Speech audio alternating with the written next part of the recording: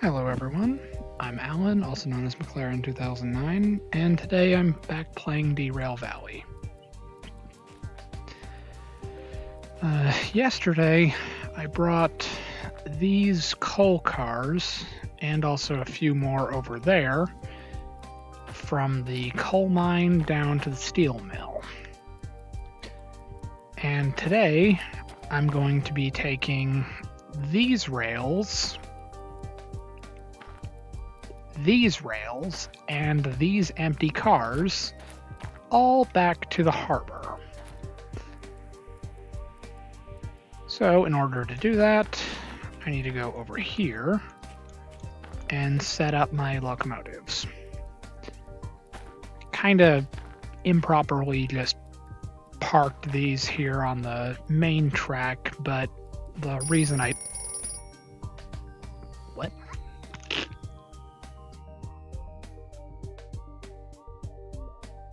Does it have an alarm?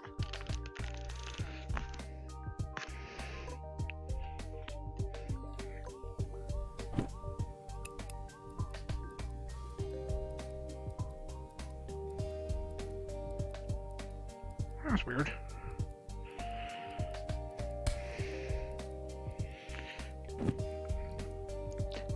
I was confused for a second there, like, I don't have an alert that sounds like that. But I guess what had happened was the pocket watch went off. But not important. Bottom line is, we need to set up the locomotives in order to get this job done. So let's just really quickly phase through the wall, because why not? Turn on the lights. Let's set the independent and release the train brake, because we don't need either of those at the moment. Go over here, or at least we need the engine to start refilling the air pressure. That'll go up here, turn on this one. Now I've specifically got the remote paired with the farthest back locomotive. The reason being that one will be closest to the back of the train, and I'll have the best reception with the remote. But you kind of have to take that with a grain of salt, because when the simulator update comes out, I will no longer be able to use this remote with the DE6. So in order to keep playing the way that I've been playing, which you would argue is improperly, I would have to slap on either a DE2 or I think the new DH4 also uses the remote, and since that one's a little bit bigger and probably a little bit more powerful, I'll probably slap that one on the back just to be safe. Alright, so we look right here. As of this exact moment, the back locomotive is connected to the front locomotive. Remember that, it will be on the test.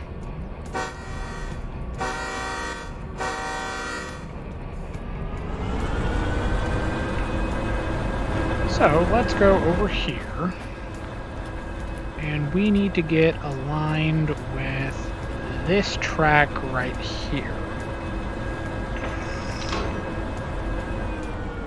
Don't need to speed up that far, but you get the idea.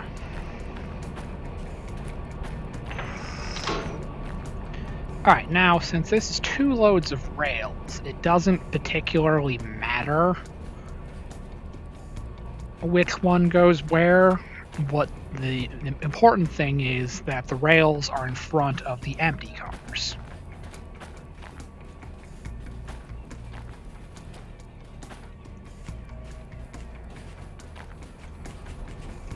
Alright.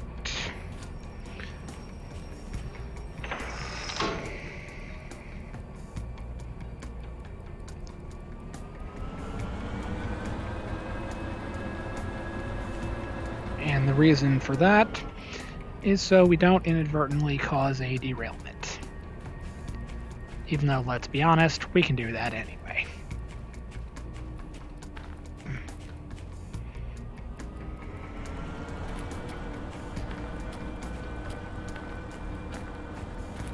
Especially since I'll guarantee at least one of these is probably going across the track that broke my flat cars one of the earlier times that I was moving around in the harbor.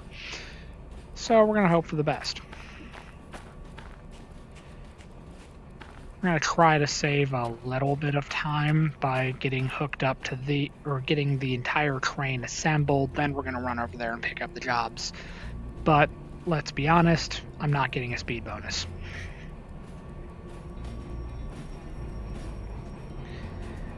It almost took 100 minutes longer than it was supposed to just to get the coal cars in place.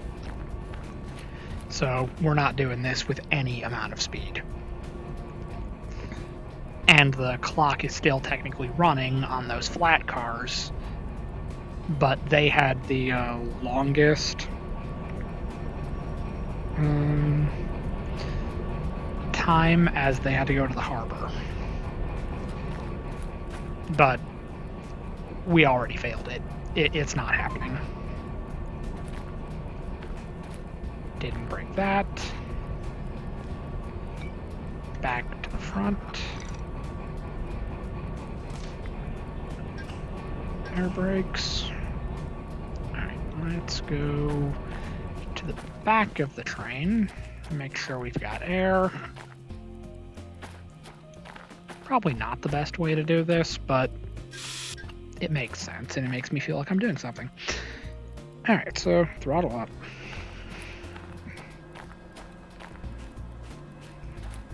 In theory, I should probably give it a little bit longer to make sure that the air is built up on these, but we're not overly worried about it. It's not realistic yet. But it is coming.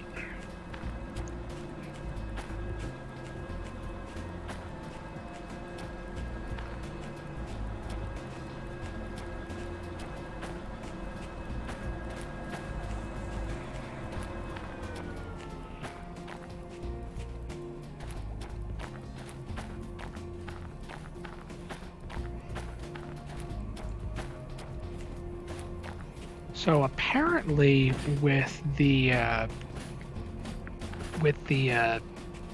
tips that Twitch gives you on how to start out with streaming, apparently me aiming for 2 hours isn't quite enough.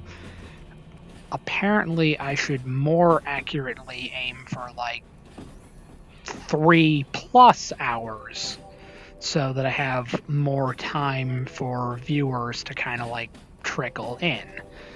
But I haven't done it that way. I've mainly just aimed for 2 hours, but apparently that's not quite enough.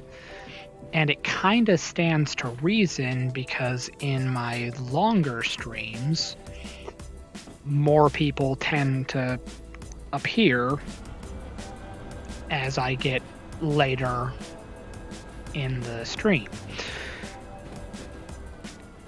So I'll have to decide if I want to try to keep it going for longer and see where I can go from there. Alright, so the first thing I have to do is realign this switch with track 3 so that we can pull through the inbound track if we need to in the future, not right now. Right now there's some coal cars there, but we're not dealing with those right now. And then after we align the switch back to 3, we got to go over there and align the switch to 2. Oh wait, no, make that 4, not 2. we're onto. But we need to align it with 4 because that's where the next set of rails is located. But sometimes when you do deliver jobs to the steel mill, more than likely it's going to go to the inbound track, especially if it's a long load coming from like the harbor. Then it's absolutely going down that track. So as long as it's empty, you can just pull right through and then just dump it off back.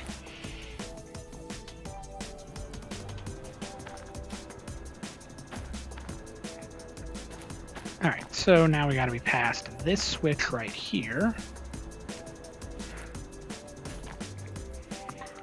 A little farther.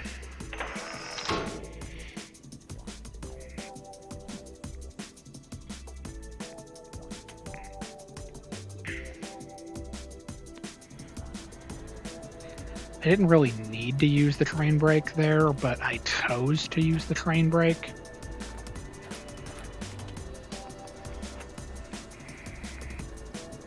Probably wasn't the right decision, but we're gonna roll with it. Make sure my microphone hasn't frozen on me. Let's double check my chat box. Alright, that's back on top where it belongs. Alright. So we slowly and safely back up these rails to those rails. Then we're going to pull all of this out, back it up, back down the main line, and hook up with my rather lengthy cut of empty flat cars. I still don't know why flat cars are coming from the mine and going to the harbor. Like, nothing on flat cars goes from the harbor to the mine. And you would think that for a logistics mission coming from the mine, it would be going back to an origin where it would get cargo bound for the mine, in which case it would go to the machine factory instead.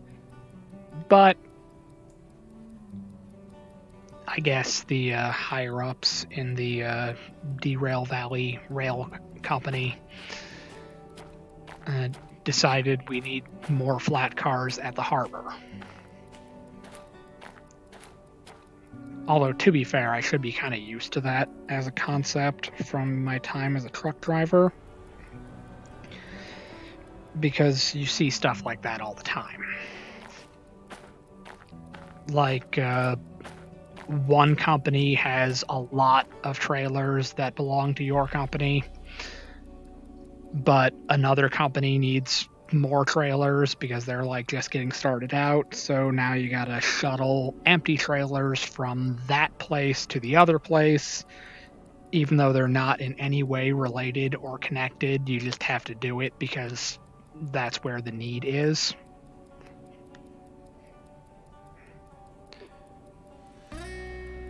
It's kind of a weird thing. It's hard to explain, but it's whatever.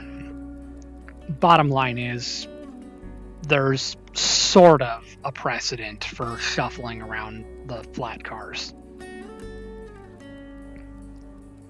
It would just be weird that there would be an excess of flat cars at the mine, since I just brought in a load of excavators, but there was an excess of flat cars. So either they're like bleeding through excavators like crazy, or there's not actually a supply and demand system. It's just completely random, and you just get whatever happens to spawn.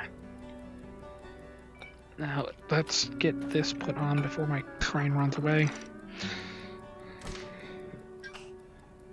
And we're good. Alright, now we go back here.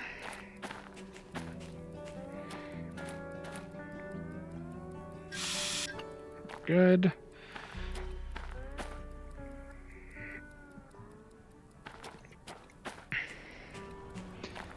Alright, Alright, now the part that's gonna suck is it's pretty much uphill from the moment we pass the lead into the steel mill. And rails are not exactly light.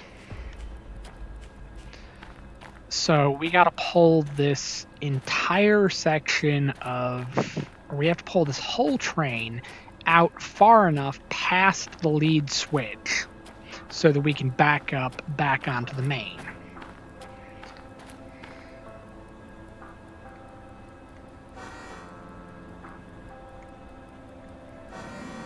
I like how the horn chooses when it wants to respond.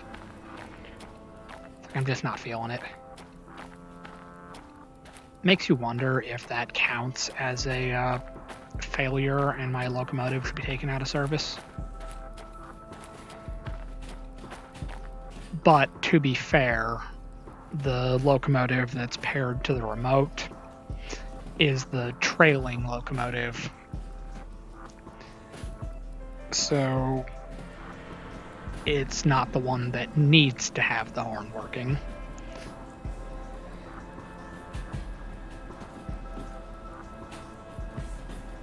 And it's more so a failure on the remote than it is on the horn, because I can climb up in the cab and pull the lever for the horn and it'll go off like it's supposed to. It's the remote that doesn't want to cooperate.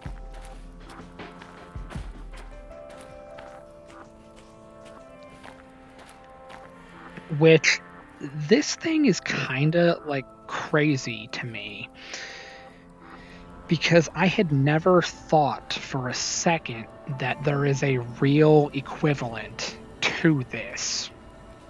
I thought this was like just a thing that occurs in the game. But no, it turns out there really are portable remote controls that you can use to control locomotives.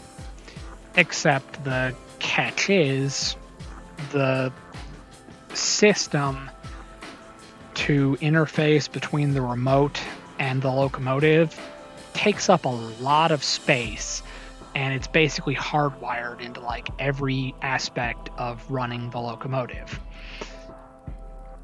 So it's really big, it's heavy, it's expensive. So it's not very like widespread, but you actually can buy a remote that I think it's smaller than this, but it has way more buttons. But you actually can remote control a locomotive. And it was crazy when I found out that that was possible. I thought this was literally something they like made up just to make the game easier, but no, these are real. And it's not something you can just like easily install. It's basically built into the locomotive.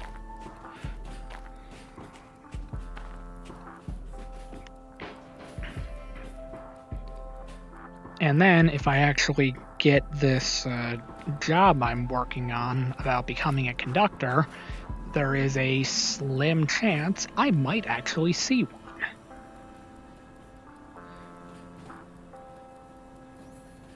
Because apparently you don't have to go to engine school to be qualified with the remote.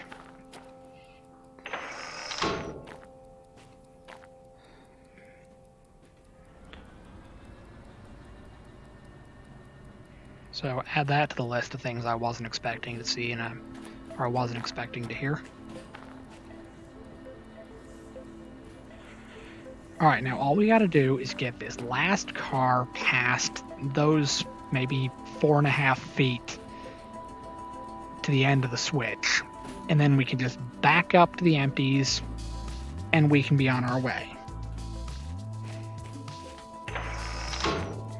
Alright.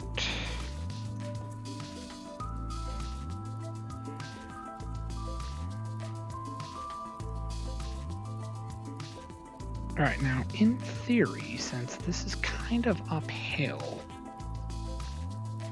yep, it's gonna start rolling back. which further exemplifies why I did not need to use the train brake when I was going from the outside to the inside switch.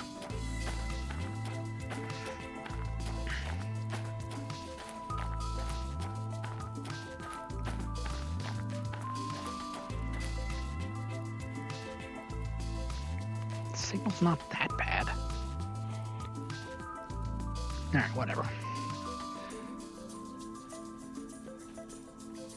Alright, so we do need to hit the brake a little bit. We still got a ways to go until we make contact with the empties, but 7 kilometers an hour is too fast for flat cars. If you bump into them at 7, you're going to have a bad time and you're going to break the car. Only slightly. It'll probably be like 10% damage, but nevertheless, in Derail Valley, that comes out of your, that's a fee paid on the job.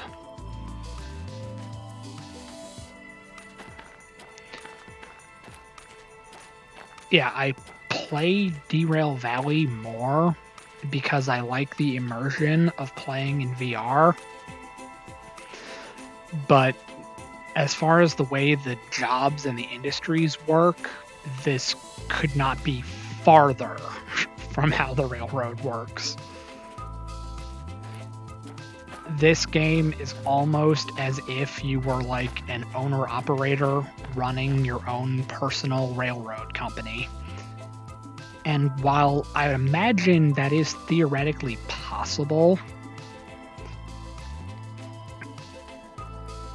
it doesn't seem plausible. Like, part of the fun is having access to tracks. Locomotives are expensive, but you need track to run them on, and you need cars. Cars aren't that expensive, but you still need the infrastructure to actually use them. So the idea of having your own personal train hauling random freight around the country just seems like impossible, to put it bluntly. Because the way you do the jobs in this game, it's almost as if you were like an owner-operator with a truck. And you just bid on jobs and get them where they need to go on time.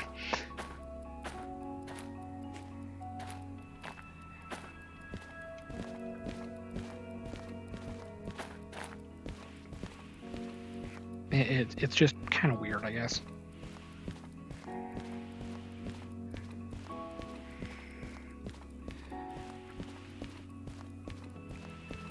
Alright, well, this isn't going to do me a whole lot of good.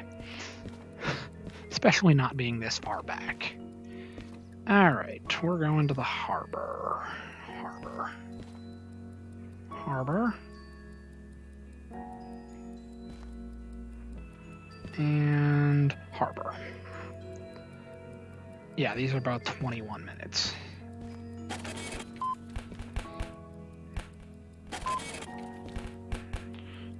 Okay. B4 and B2. So the exact ones that we've dealt with already. Alright, so at least we know we have the right cars. C2. That's not good.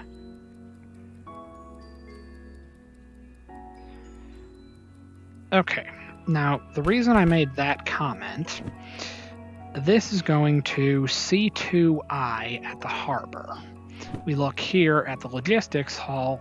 Oh, never mind. I'm just confused. Okay. So it's no big deal. Oh.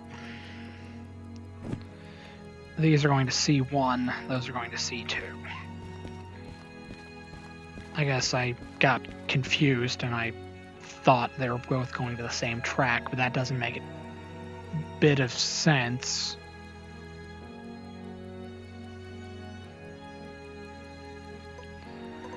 Okay.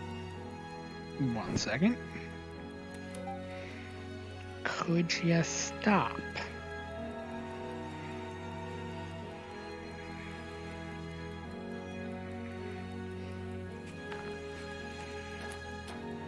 Well, at least we know the brakes are released. But yeah, it does not make any sense for a logistics mission to go to an inbound track. But it is handy that they're going to the same lots.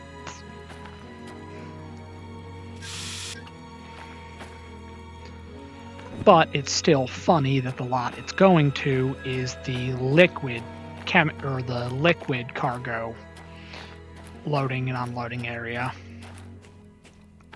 But we're taking flat cars. They can't get unloaded there, but they're getting stored there because reasons.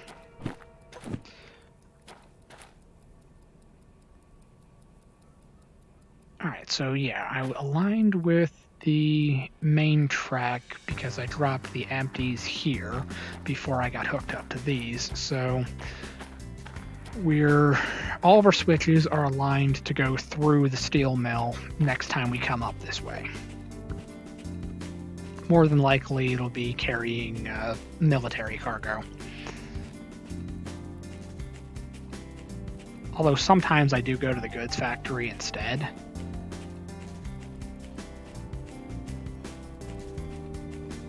It's hard to say. I have like a couple of different routes that I like to run in this game.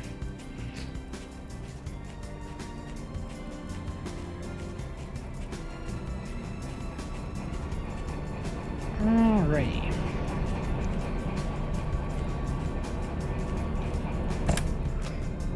Okay, let's throw that on the ground.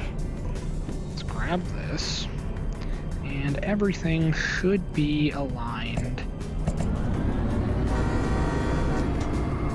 all the way to the harbor.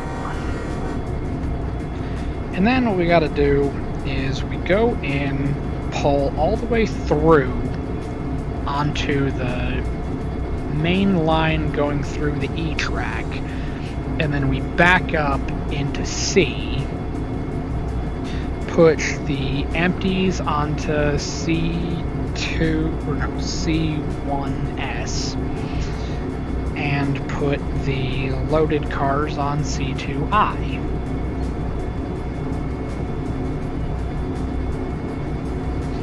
And then, in theory, we might have enough space to pull forward, make the left on the Y, get back onto the main track, and then go back towards the western entrance to the harbor, and then we can back up onto the G track for the front-most cars. Alright, let's throttle up, because we are going uphill.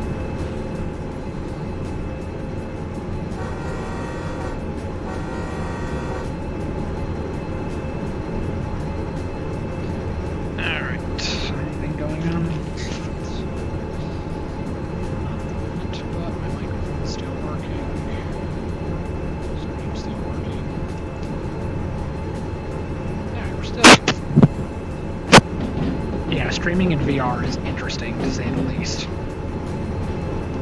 Huh? Oh yeah, that's right. The last time I came through here, I went to the machine factory.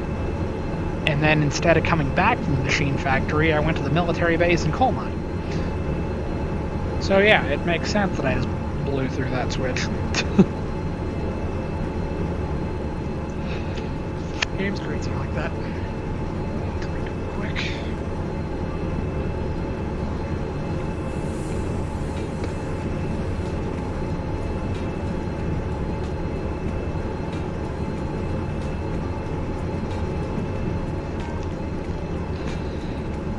Okay.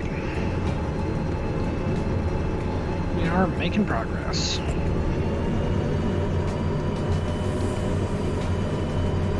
Sort of.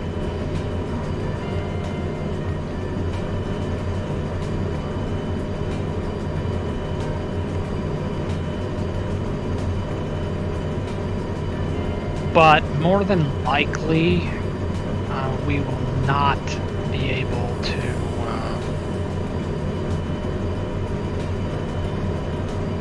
more than likely we will not be able to go directly into making the left back onto the main after we drop off the back 2 sections of cars, because I don't think there's going to be enough space between the inbound track and the switch for the Y.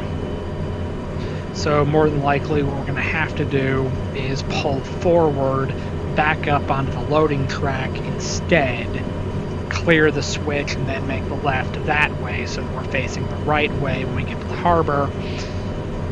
And it's just a whole process. There are like multiple steps involved. It's crazy. But those are the things that I really enjoy about this game. I like the kind of solving a puzzle aspect to it.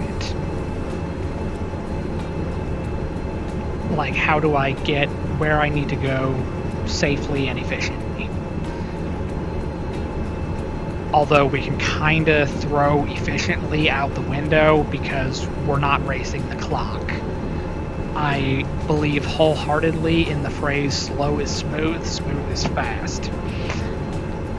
So it may take longer to do it right the first time. It's like it may take a long time to do it right the first time.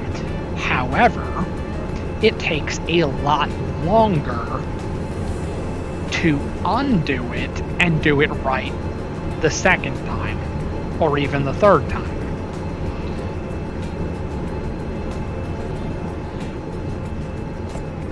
Back when I was just out of high school, I went to a military college. And as a member of the Corps of Cadets, I had a platoon sergeant who very early on, he told us something that kind of stuck with me. He said, there are 2 ways we can do this. You can do it right, or you can do it again. And you can do it again, and again, and again, until you get it right. It wasn't until much, much later, when I became a welder instead, that I found out that rework and fixing mistakes takes a lot longer than doing it slowly and correctly the first time. And it also costs more money. So if you're worried about the finances of the company that you work for and you're worried about getting fired, you might want to do it right the first time. So even if they're like really hounding you to get it done faster, it will take longer to fix a mistake if you rush and cut corners. So just remember that. And if they tell you to rush anyway, get it in writing so it's not your job on the line.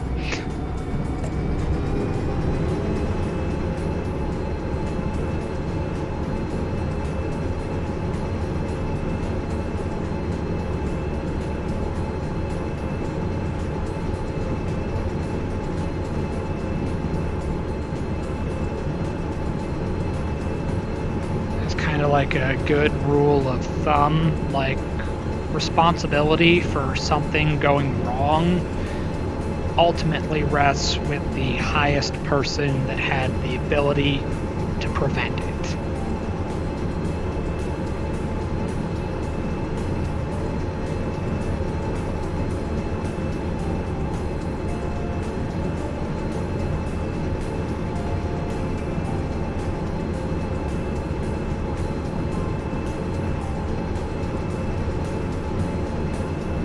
someone lower on the food chain may end up taking the fall for it, but the ultimate responsibility is with the person that made the policy that could have caused it. Because if that isn't addressed, it'll just keep happening. And then if enough lower people take the fall for what the higher up person did, eventually it is going to get back to that person.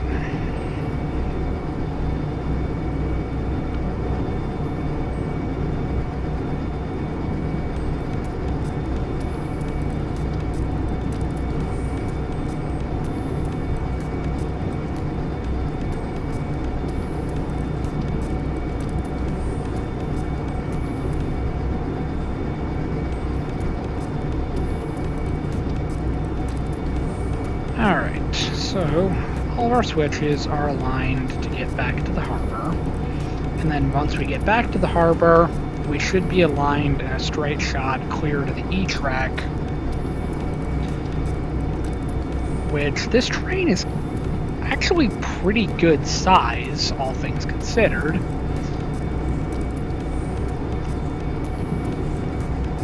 So we might actually pull most of the way onto...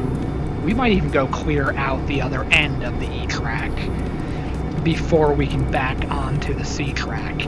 And it's worth noting that since we're going to the storage track in the C lot, more than likely there's going to be some stuff waiting there for us. So we're going to have to deal with that.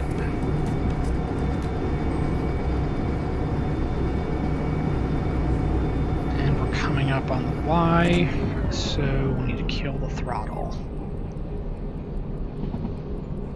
because we're about to start going downhill.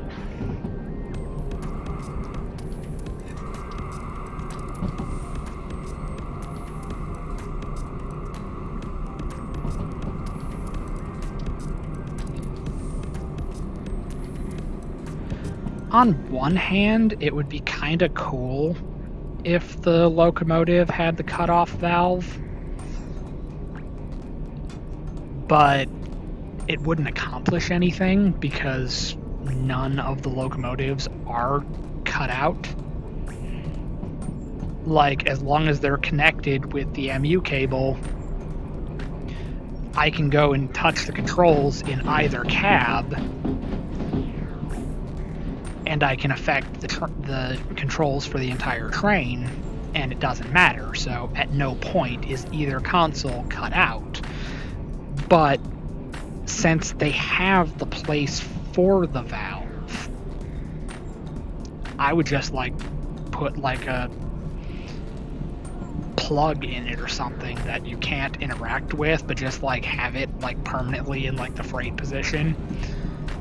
It would be completely useless, but that's just my thought process. Just down there would be where the MU valve is, to determine whether or not it's the lead or trailing locomotive. But once again, neither one of those things matter in the game, because you can control every locomotive from any cab in the chain. So it would be completely pointless in the game. But since I know that's what things go in those places on the real one, that's just something that every once in a while I'll look at it and just be like, wouldn't it be cool if they actually had the valve modeled? Even if it doesn't do anything, wouldn't it be cool if it was just there? But that's kind of a double-edged sword. Yeah, you could put the valve there, but that's more things that have a texture, more things that have collisions, more things that need to be rendered, more things that need lighting, shading, shadows. and just a whole bunch of stuff that just adds unnecessary complexity and detail that makes it harder. And it really makes it harder for me specifically because I'm playing in VR on a computer that just meets the requirements for VR. So me specifically asking for those things is not a good idea. Unless I upgrade my computer, which that might happen someday, but it's not for a long time.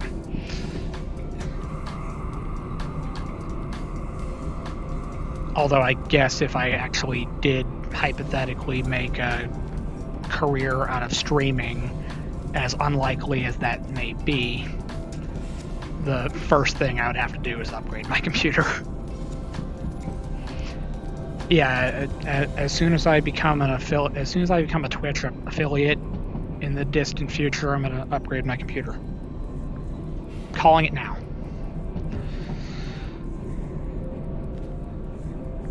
Granted, hell's gonna freeze over before then, but it is theoretically possible.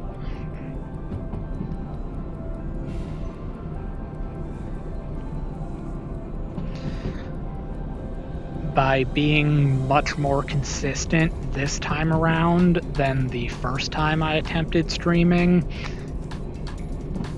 I've gotten a lot more views, a lot more followers, a lot more watch time. So it actually is entirely possible that I could start streaming and eventually making money from it. But it still seems like it's one of those things that's kind of like out there and it still doesn't seem likely. But in theory, it is possible.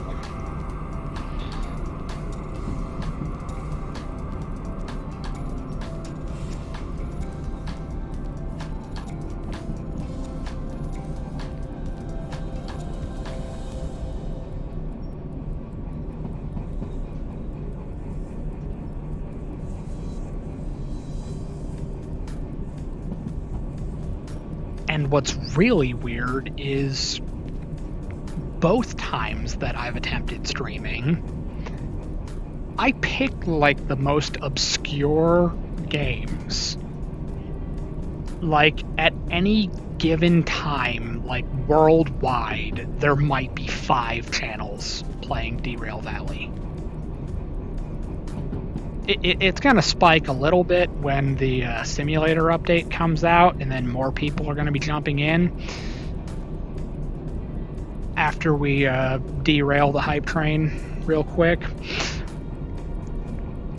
But as of this exact moment, it's like barely a single-digit number of channels that are streaming this game. So being one of those like handful of channels, if anybody's interested in the game, they end up watching you. So it's kind of cool in a way.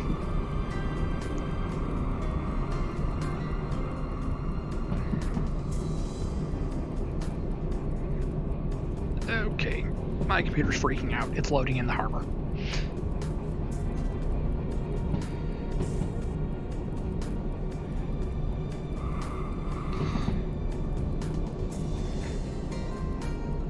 Yeah, for my compulsive need to play this exclusively in VR, I really should not use the harbor as my base of operations.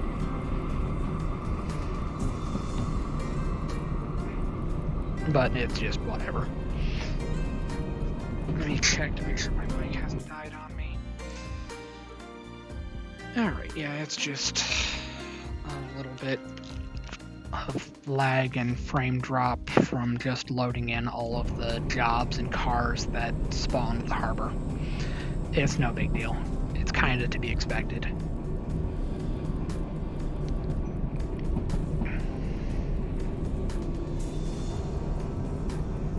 I do still want to branch out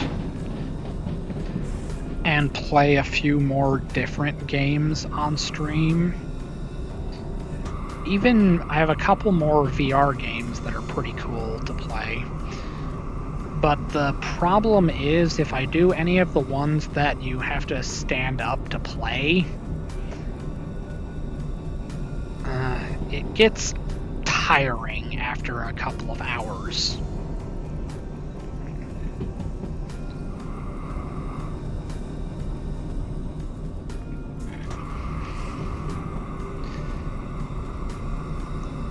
Like, one game that I absolutely have played for hours at a time, even though it is a more, like, somewhat demanding game, is Blade and Sorcery.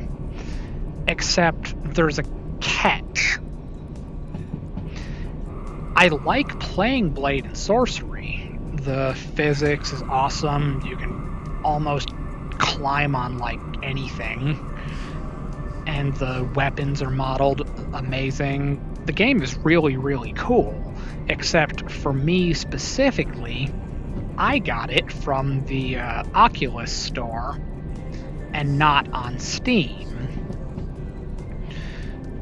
So if I were to stream Blade and Sorcery, I would not have access to my OVR toolkit that I use through Steam so that I can see my chat box.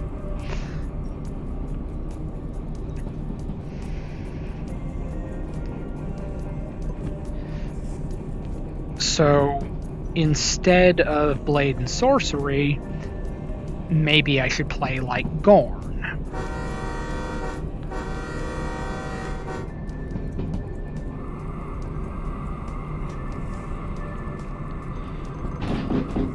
That way I still have the OVR toolkit. Or I could do like I tried doing previously until one of my friends came over to visit. I could try playing Tales of Glory, which it's not as detailed as Blade and Sorcery, but the combat's pretty good. There is like nobody watching that, so I'd have even less viewers than I have with anything else I've played. But that is an option, and I have that one on Steam, so I can absolutely do that, and it's basically Mountain Blade in VR. And that is pretty cool. I'm pretty bad at it, but it's still an option. Alright, now let's jump off. Going 20 is a little fast, but YOLO.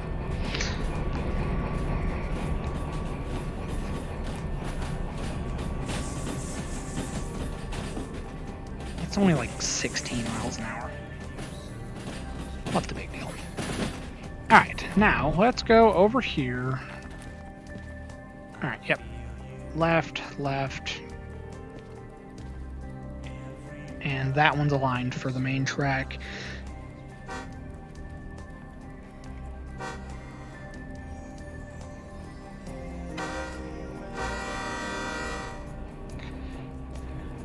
It works when it feels like it. Alright. So, that's going to be a minute. As you can see, those are still loaded cars back there. And there are the empty cars. So yeah, it's going to be a minute before we're lined up with this. So let's go over here. And good news, bad news.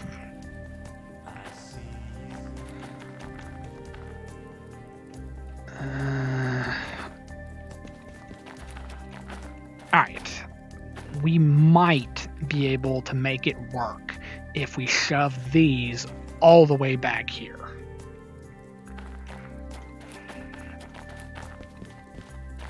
Alright.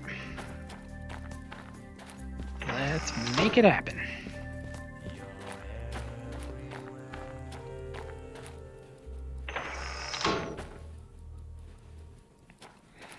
Oh, this is going to be fun.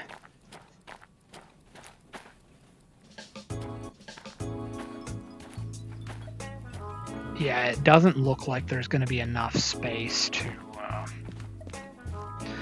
clear this switch and go out that way, so kind of like what I was talking about earlier. There's a slim chance that I might be able to shove these cars far enough in there to clear that switch, but it's anyone's guess. And as we already know from the stream yesterday, coming down from the coal mine, I have a lot of empty flat cars. Like, there's the last car right there.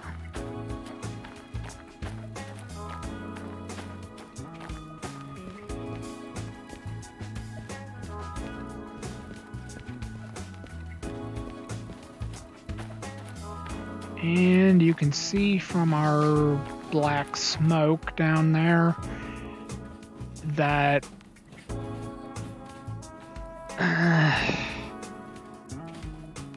they're at least half to 2/3 of the way through the E-lot. And we still got 3 car lengths to clear the switch.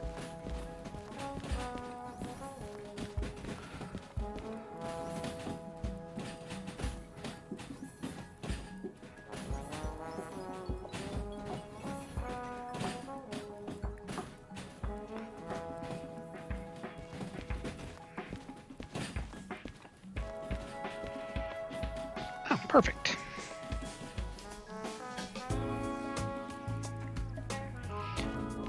Alright. Past the switch, and we only overshot it by like a car length, so we're good. Alright, throttle up. Luckily, we've got the caboose over here, so we're getting the boost to the signal for the remote. But now for the bad news.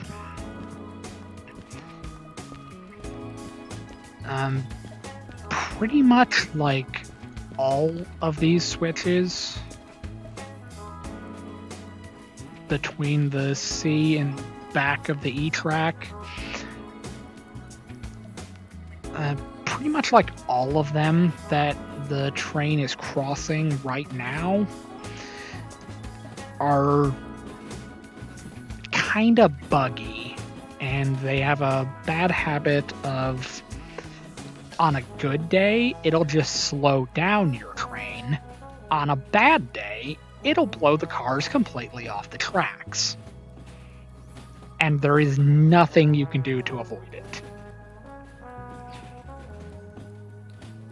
Like, you would think going under the speed limit would be fine.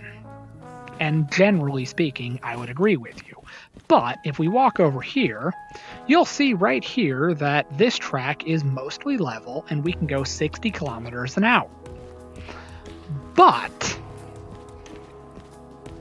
right about here, where this switch is, I was going 18 kilometers an hour and blew up 2 intermodal cars.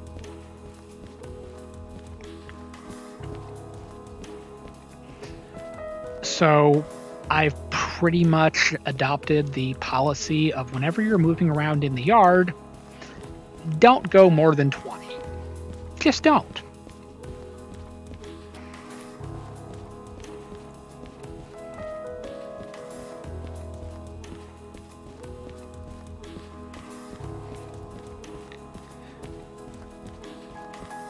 Alright.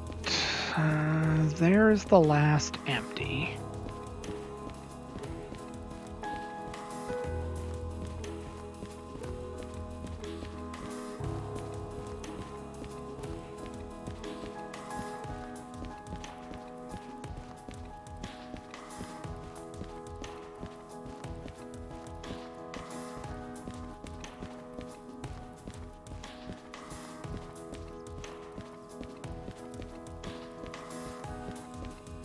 Alright, now we gotta keep an eye on these cars. is we gotta make sure we don't slam into those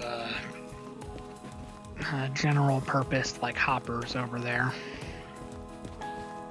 I'm more worried about breaking these than I am about those.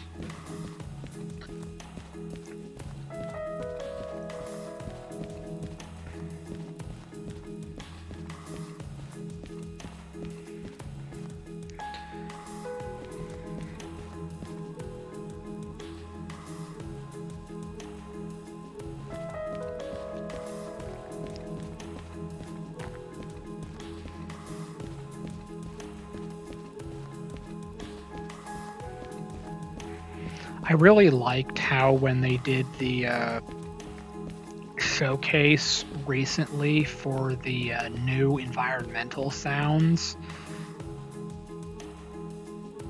and they also showcased things like the pumps at the oil well actually moving now.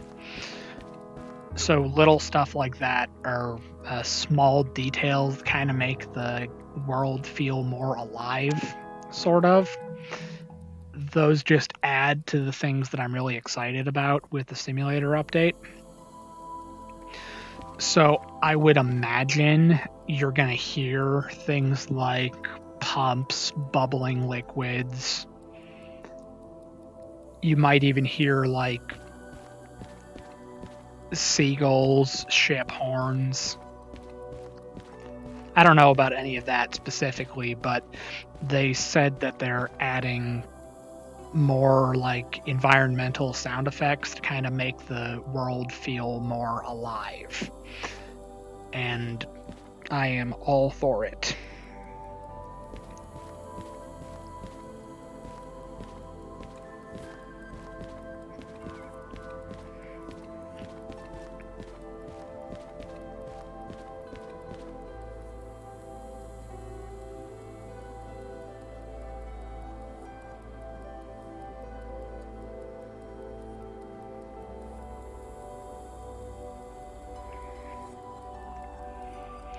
Just like little details that kind of make the game not seem like an empty void where you're just playing with trains in like an abandoned wasteland. Little stuff like that, you know? Let's go up here on this platform, because I'm kind of curious if these are loaded or not.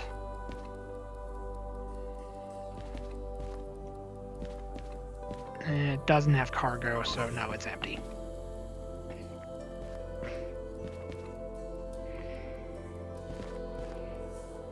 Alright, let's get this attached before it pops off. Okay.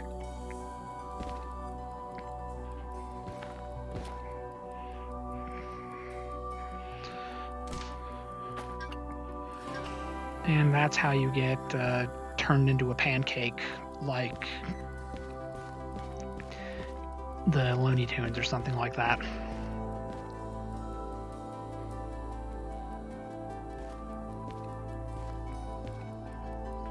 Yeah, see, I've worked on cars like these, except the ones that I worked on didn't have the doors.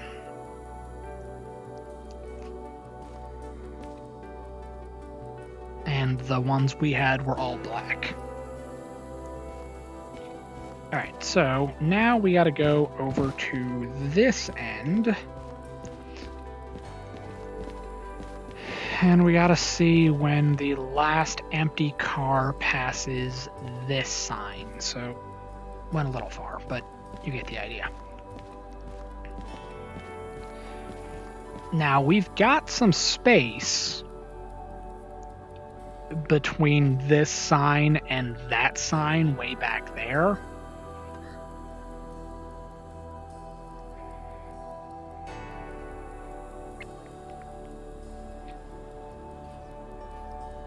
But do we have that much space between this sign and that sign?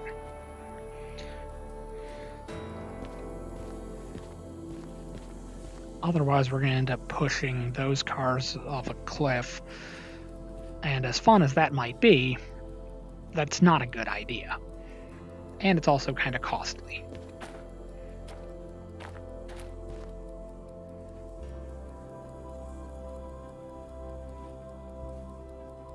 but we don't have water physics yet. Later this year.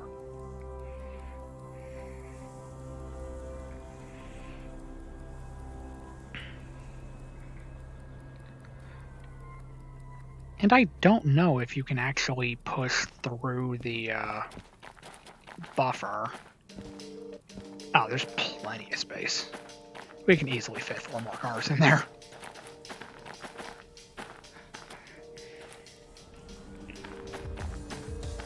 I think somebody in the comments on Discord said you can break the buffers, but I don't know. I've never done it.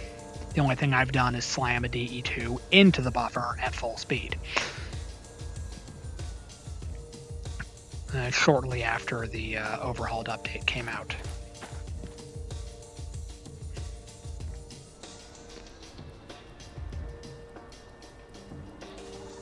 Don't do that.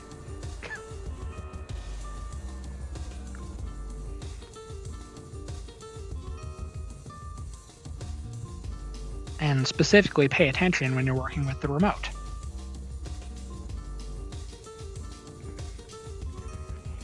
Because bad things happen when you aren't paying attention. All right. Let's hit the train brake. Hit the independent, release the train brake. And let's release this.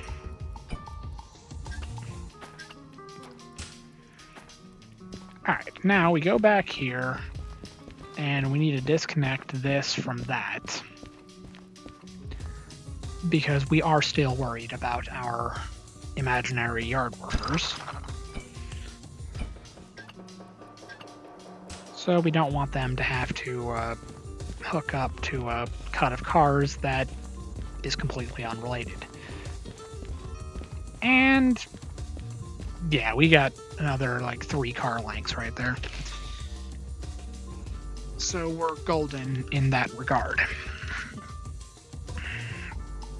Alright, now for the hard part. Or, well, it's not the hard part, but it's going to get a little bit interesting.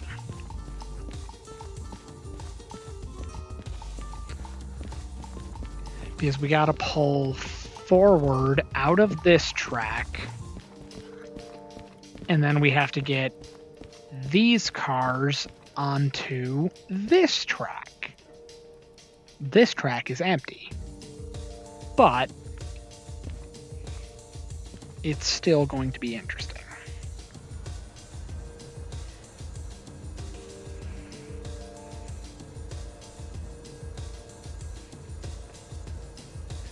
We gotta go forward far enough to be clear from this switch. And this is 695, so yeah, right there. This cut of cars is going on to the inbound track here in the C lot.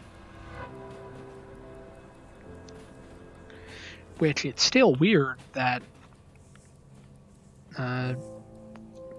not just dry but flatbed cargo is going into the chemical yard.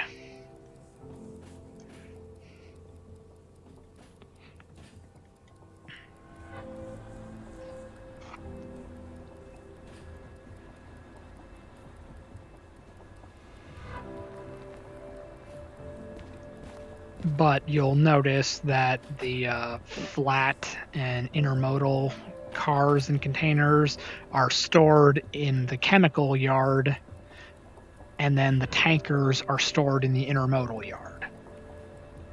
It's weird.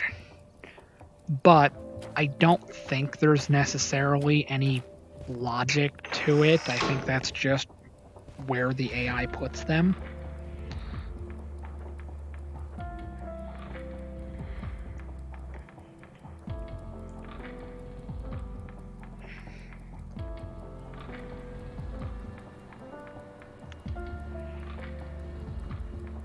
Or not even AI, really. It's just the coding of the game and how it spawns missions.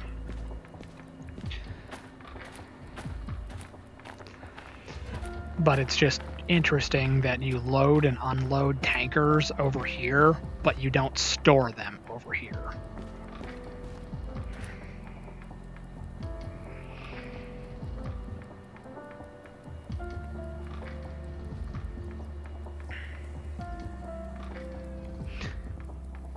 Now, in theory, we can ride on this car right here, and we can get as close as we can to that sign down there, and just maybe we'll be clear of the switch up here.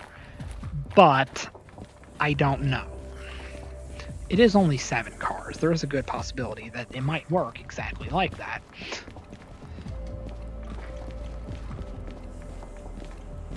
But while we're at it, let's put that fully into Notch 1.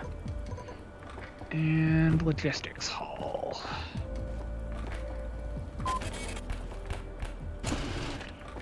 And almost 14,000.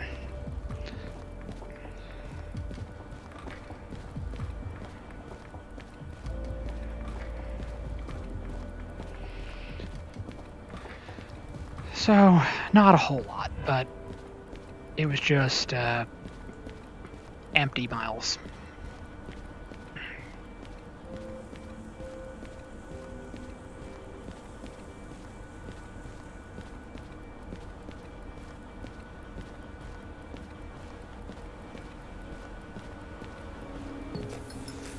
Now, in theory, you would think that empty loads would pay, or logistics missions would pay more than loaded ones, or at least they would pay well, because it's not very practical to run a train empty, so it would cost more money to do it.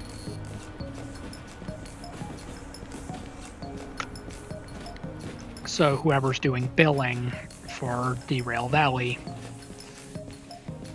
would charge whoever was asking for those cars more money, in theory. Alright, let's see.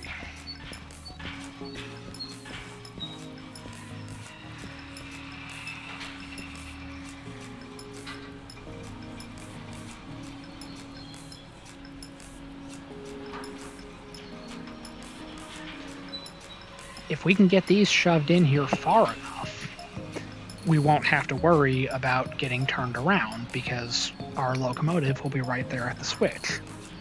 So there's an incentive to going through this painstaking process.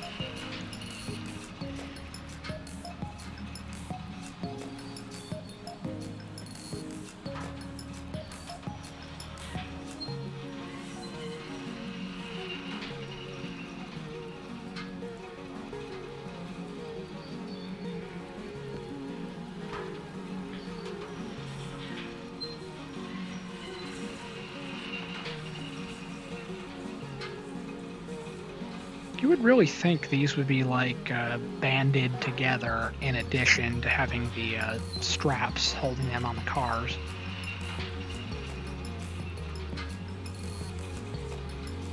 But it's like, whatever.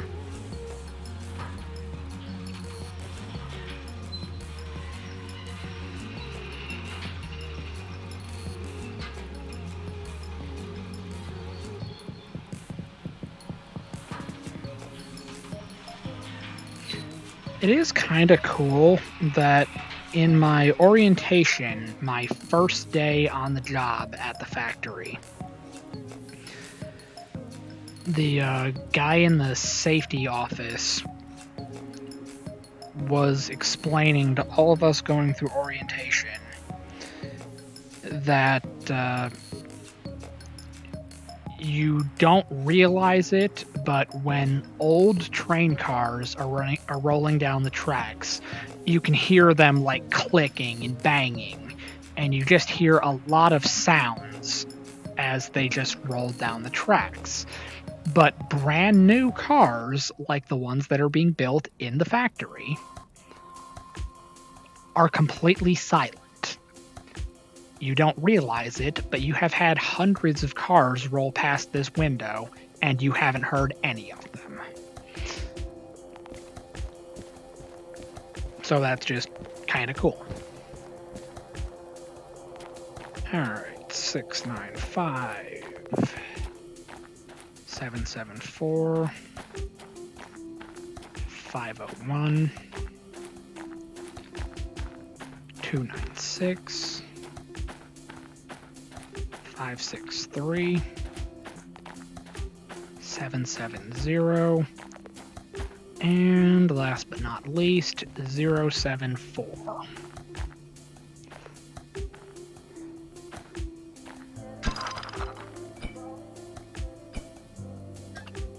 All right. Now, moment of truth. Oh, we are well clear of the switch. All right, we don't have to go down, we don't have to back up onto the loading track. We can just go out this way.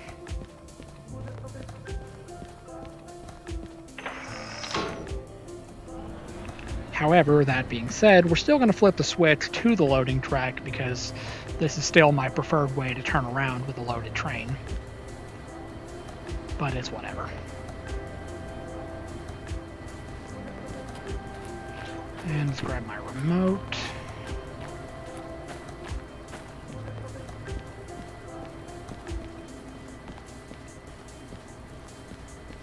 Alright, I know you're around here somewhere.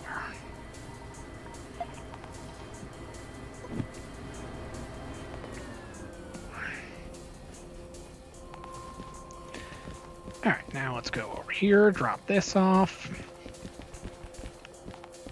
And we'll start getting lined up to go to the G track with the last load of cars.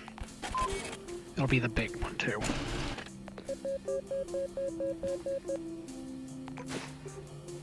Although I guess with this in mind, the logistics mission does pay better than the loaded mission. Because that's a little over 15 grand for 7 loaded cars. And I made almost 14 grand for 12 empty cars.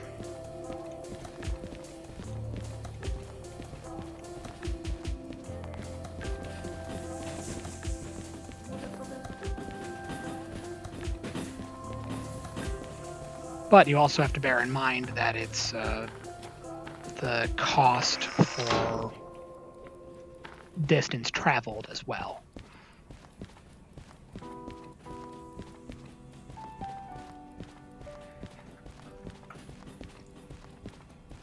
Something like weight times distance times unit cost. Some crazy stuff like that. It's all stuff that's like way over my head, but it's kind of cool when you learn about some of it.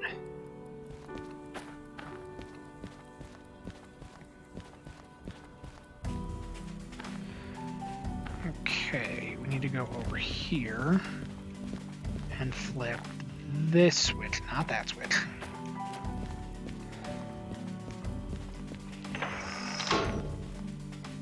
That goes to the F terminal, which is the passenger terminal.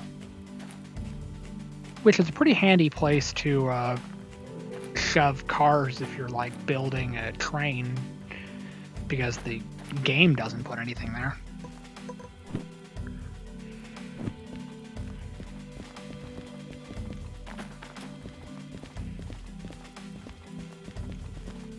Alright. 3, 4, 5. 4 is the through track going out the back way.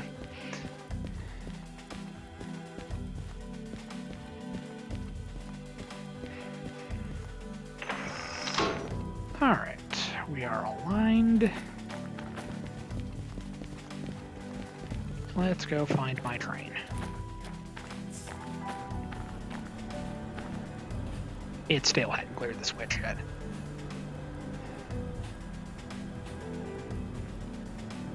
Now, in theory, this will pay a little bit better than the other one because there's more cars, more cargo, but it's still going the same distance, so in that regard, it won't matter.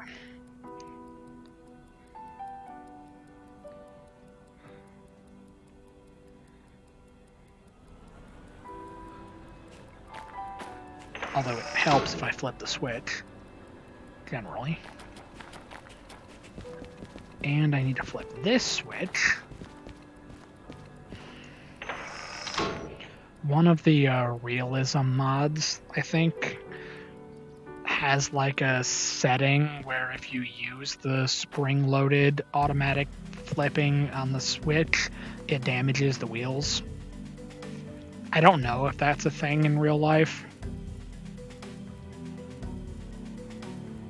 It might be, I don't know. But it was just kind of interesting when I was reading about that.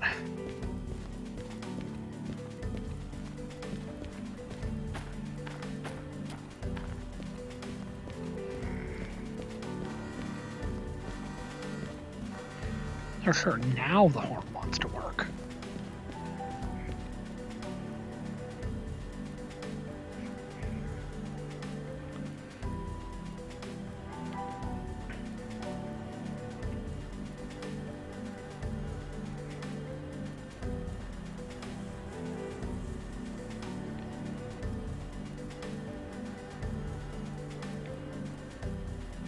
I mean, we've already dumped off like most of our weight.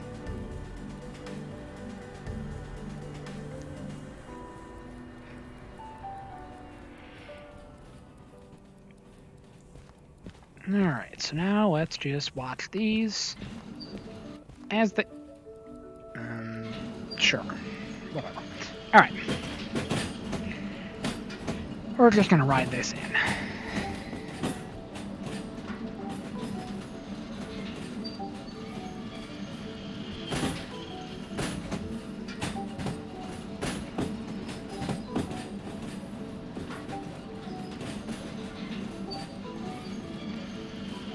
Now, in theory,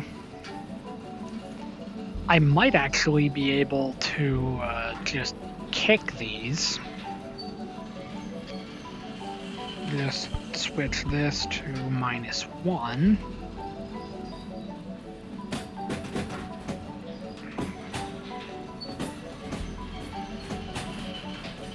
And then we'll get...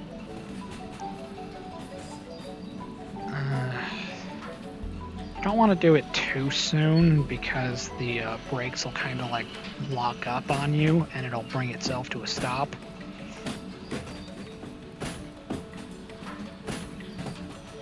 You'll really be able to do it when the simulator update comes out, but it's kind of hard to do it with the game as it is right now. And I pretty much only play on default settings. I don't use any mods because I've heard they have questionable results with VR.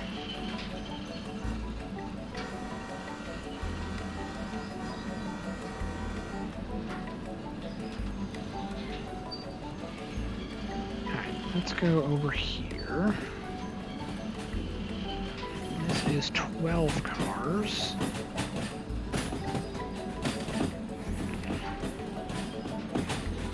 Let's see if we can do it.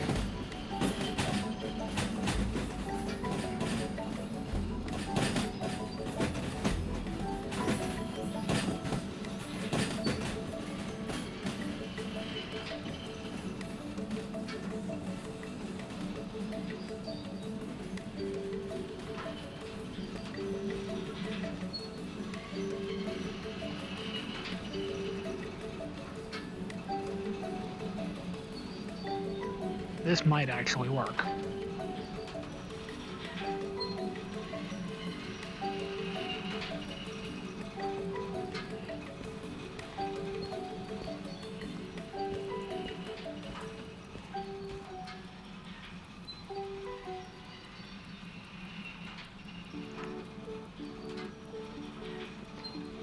That is a big might.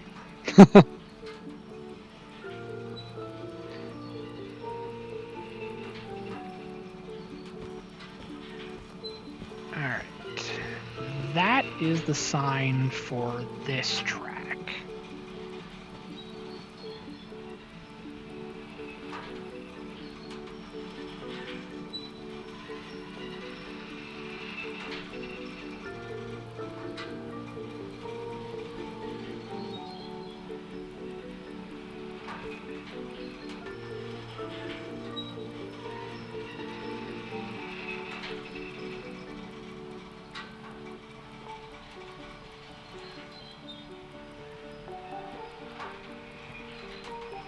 Alright, you can do it.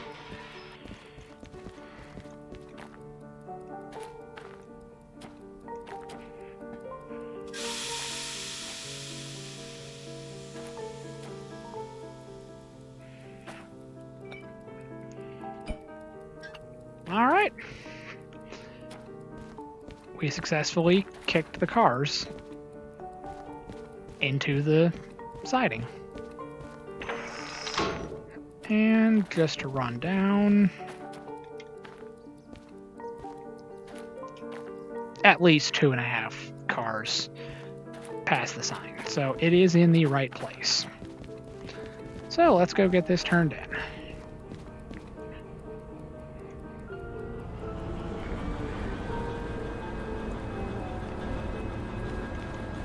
Let me make sure. Oh, we need to flip this. Flipped one of the switches, but I didn't flip the other one. Alright, so we're back aligned with the through track. I never come in that way, but I always like to align the switches so that I can just drive through the industry.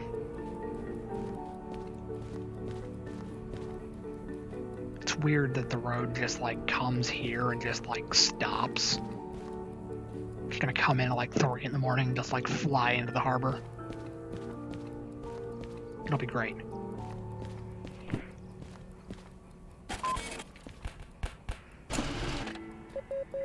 Alright, took an hour, $24,000. Alright, now let's run over and get these refueled. But first and foremost, we gotta get over here. And as soon as we're past here, we gotta flip this switch.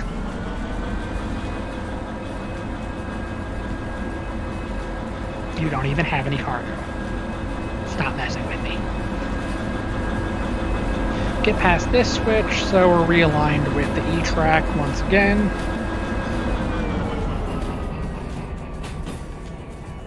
And then, since it hasn't even been an hour and a half yet, I guess I need to look for what I'm going to work on next.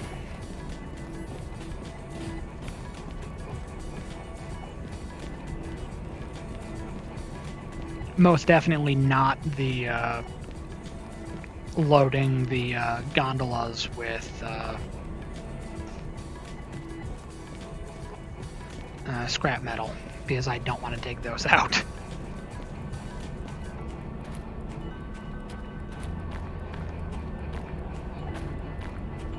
But we roll around here, back up to the roundhouse, refuel both my locomotives, pay the environmental fees, and we're golden.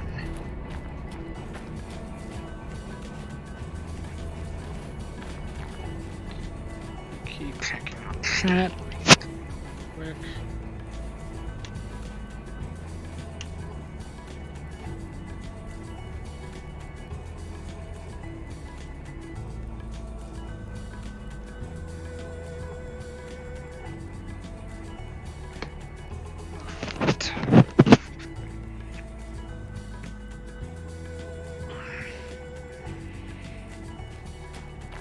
Okay, we gotta get past this switch over here so we can back up into the roundhouse.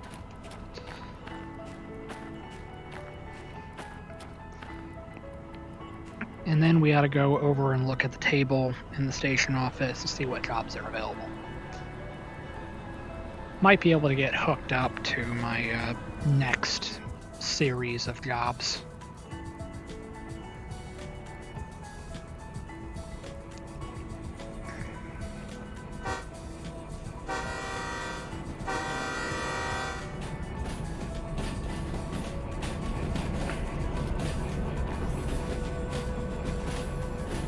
We're going to use these locomotives until the wheels fall off.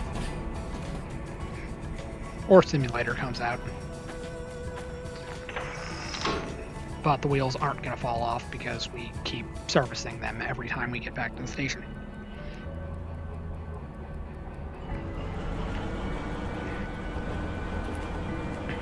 And it's really awesome to know that you can fit both DE6s in the roundhouse.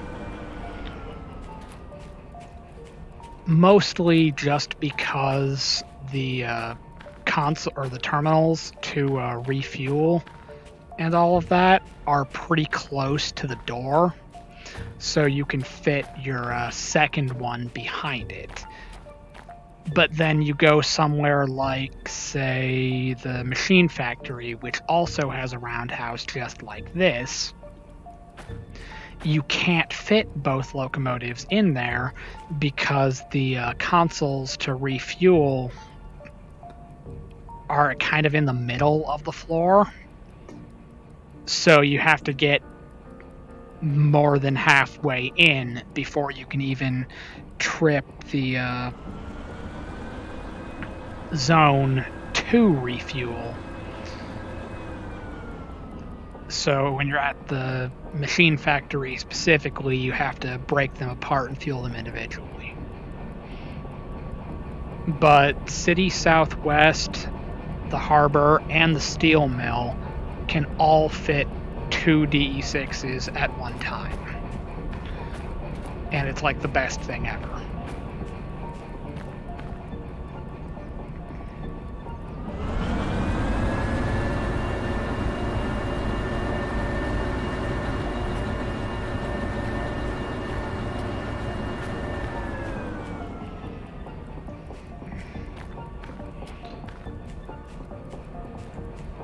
Alright, now we go over here. Well, we go over here, specifically.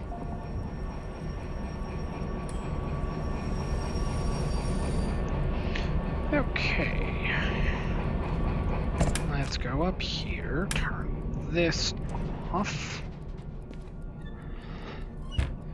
Kill the engine, kill the electricity. Face through reality real quick. And let's go fuel these things up. I need to actually get out my unit converter and figure out what this is in gallons.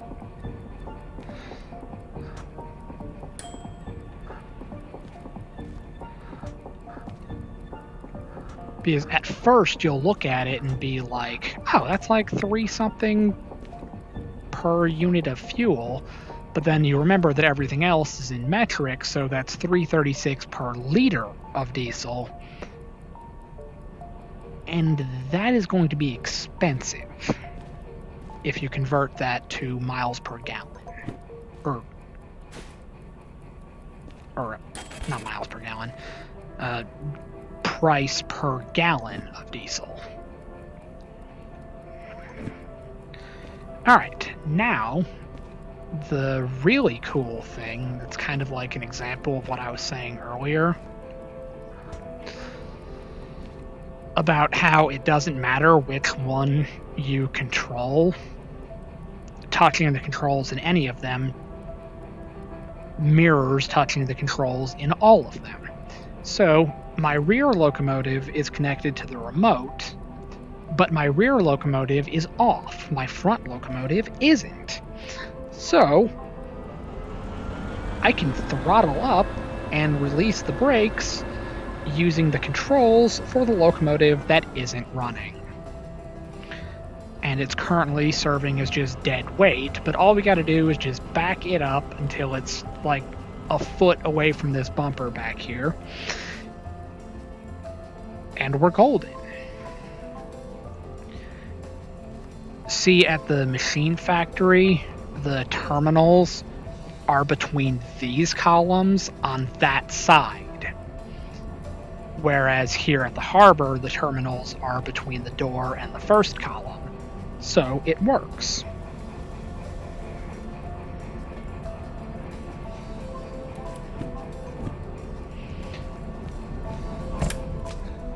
Alright, turn this off. Kill the engine.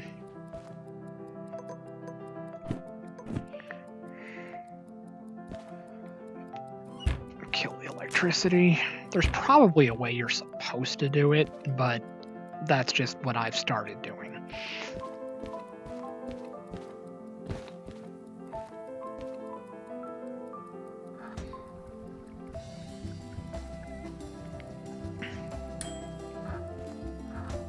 Didn't touch the sand. I did last time.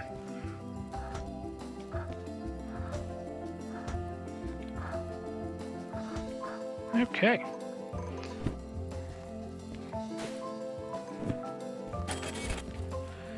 And 7,100, almost 7,200.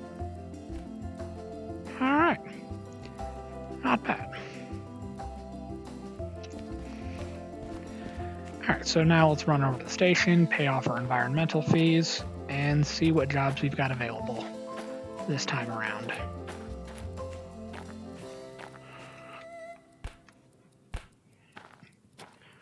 Don't need those.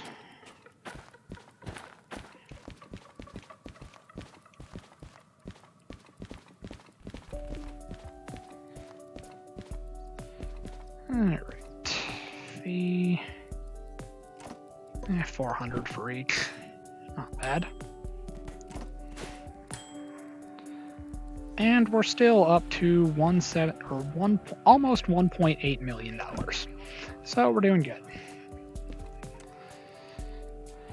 But, as we already know, we already have all 19 licenses, negative 35% on the time bonus, so basically you pretty much have to already be there by the time you picked it up. Otherwise, you're out of luck.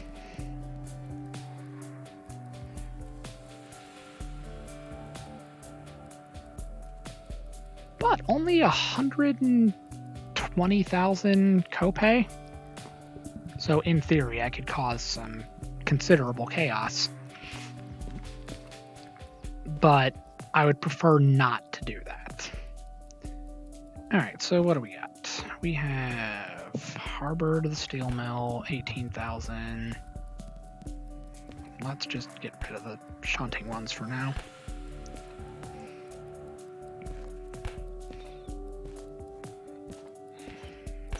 We already know what that is.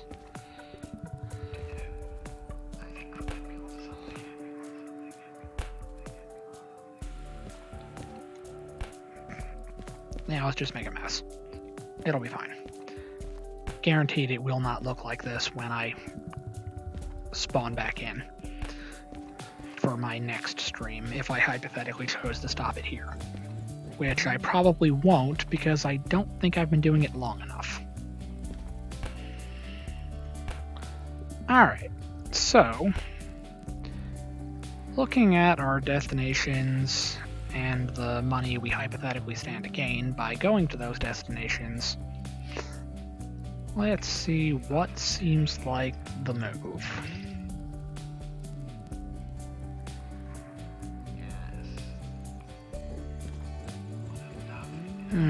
Goods factory might be where the party is.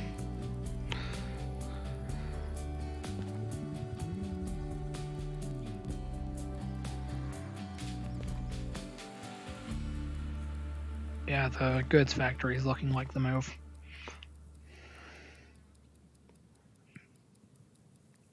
And then in theory, we can drop off these argon tanks at the steel mill, just for the fun of it. But yeah, sodium hydroxide and ammonia.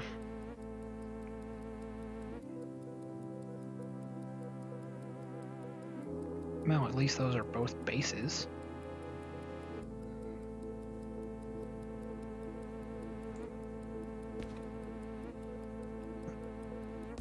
Hydrogen, sodium hydroxide, and hydrogen.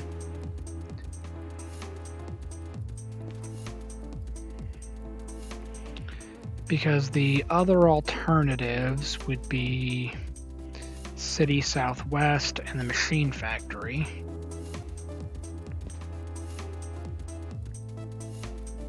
Actually, that might be better. Kind of puts me in the same position I was in last time.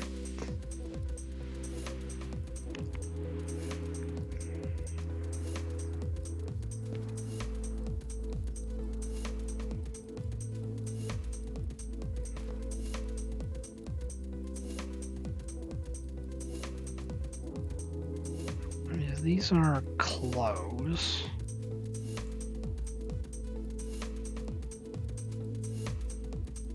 And close and electronics.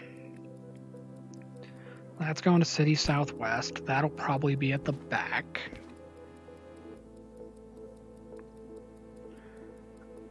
These would probably be at the front. And these would probably be in the middle.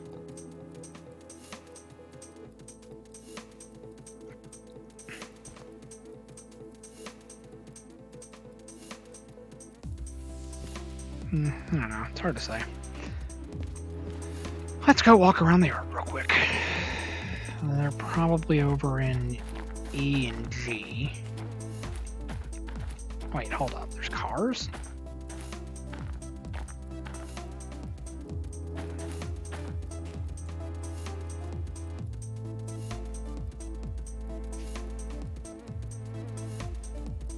This has got to be going to the...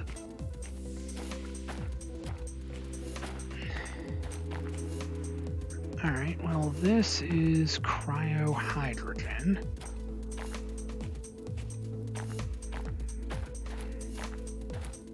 So where are these going? This is ammonia.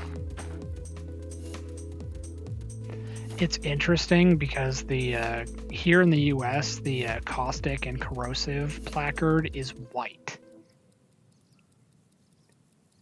And it's hazard class 8.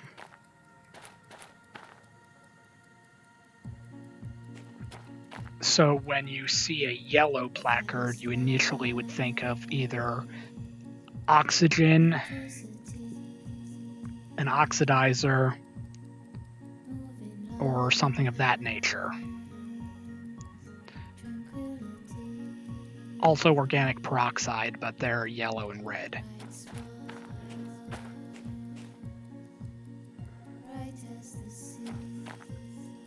And then this, since it is ammonia, it would be a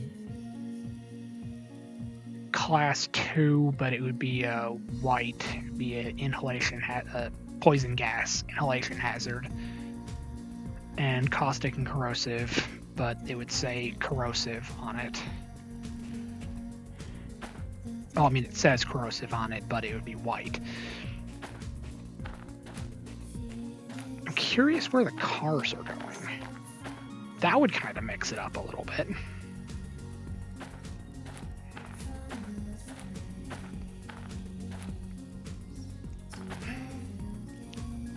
Or we're just gonna get like mixed trains going like everywhere. This might be like the weirdest set of jobs ever. Alright, let's see, what do we got over here? Got any acetylene? Oh, this is the ammonia and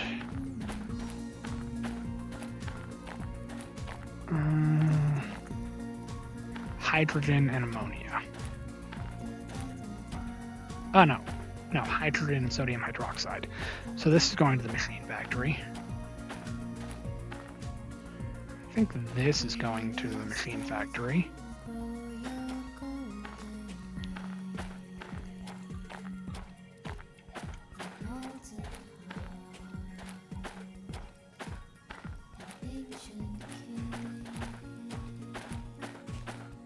Alright, and then we'll walk over here to the G lot.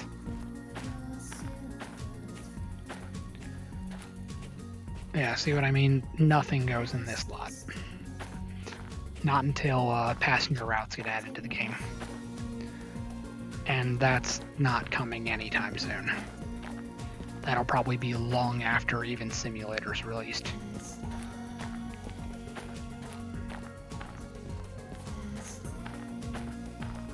This could be acetylene.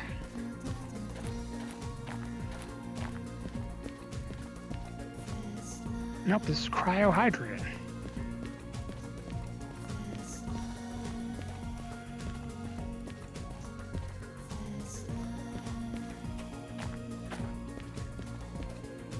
That's weird. So then where's the acetylene?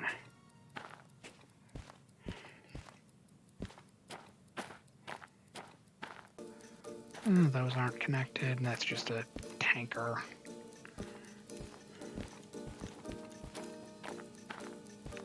D, maybe? Well, we know it's not in C.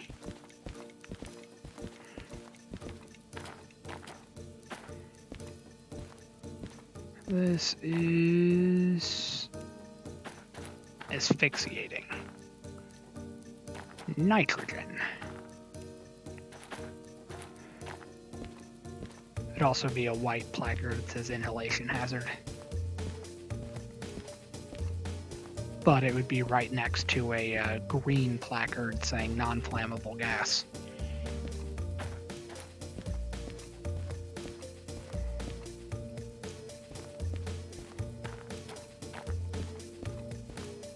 Methane. Where are we taking methane? Oh, it's shunting. We're not worried about those.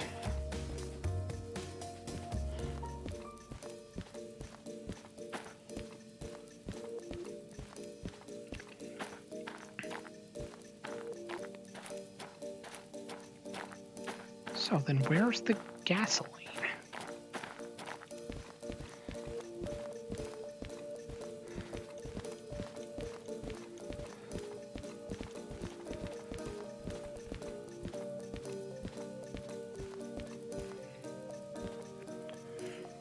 Okay, sodium hydroxide and ammonia. Those are going to the goods factory. Oh, it's diesel and gasoline. Oh, the cars are going to the food factory.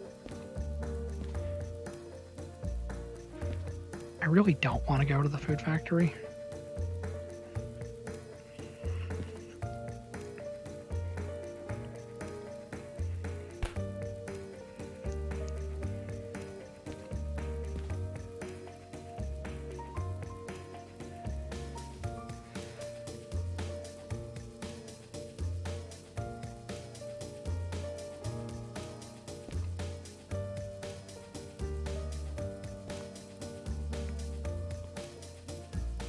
So I need 16, 94, 97, and 87. I'm not gonna remember that, but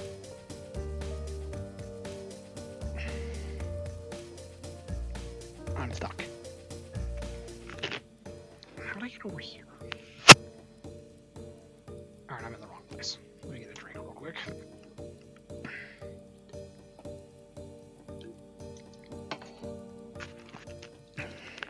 I moved in real life and my desk chair slid closer to my computer.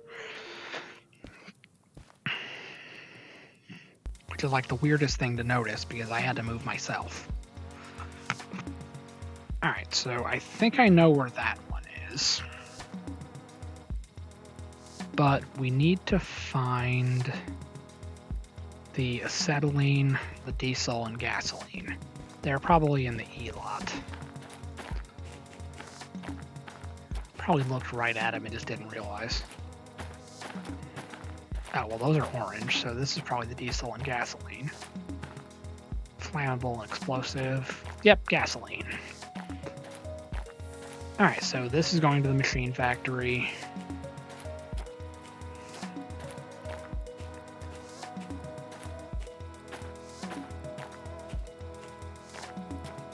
I'm thinking that's what I'm going to do. I'm going to head up to the machine factory again.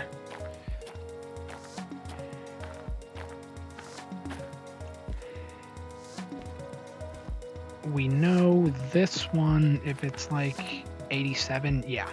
This is the big one. It's also going to the machine factory. But if I had a handful of cars of acetylene, where would I put them? argon. That's going to the steel mill.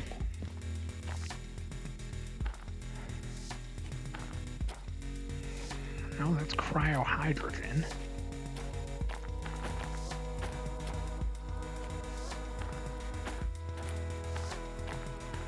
Yeah, I already looked at those. That's argon.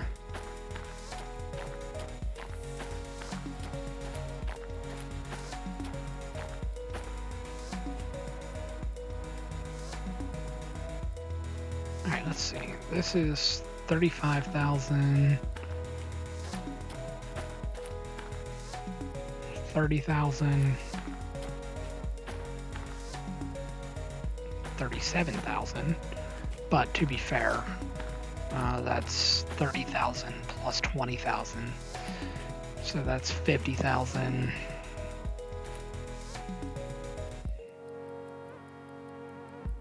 48,000.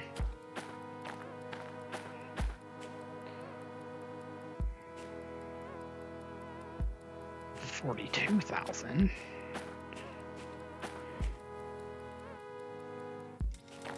Alright, it's mostly the same stuff. It still doesn't explain where is the acetylene.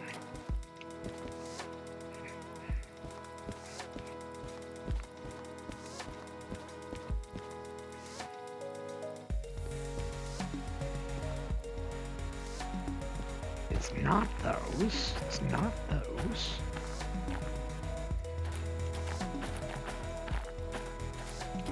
I swear I've been all over this place and it's not here.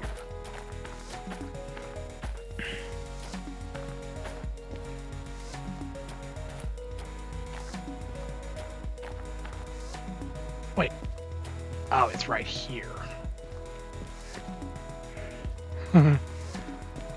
Oh, they're not the intermodal tanks, they're just the small intermodal containers. These are the really short ones, but they're also really, really heavy. But not nearly as heavy as the closed tools and electronics. So that's going to be at the back.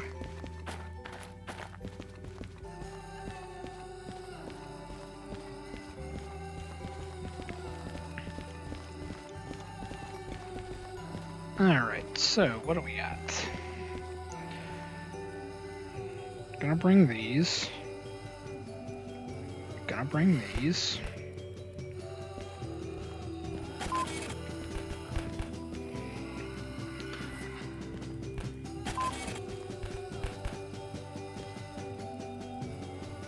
And we're gonna bring... Oh, we gotta find those first. And we're gonna bring these.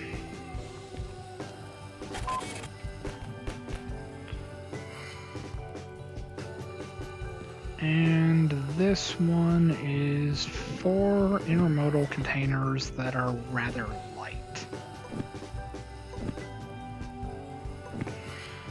Alright, so FH94. I feel like I've seen 4 containers over here in the D lot.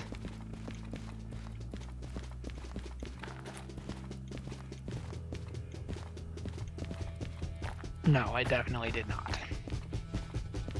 Because that's a runaround.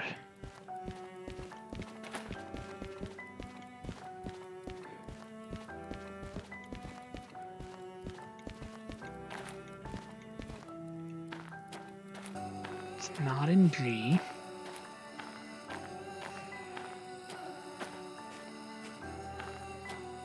So it's in E. Okay. 2 red and a white, or 2 red and 2 white. No, that's 87.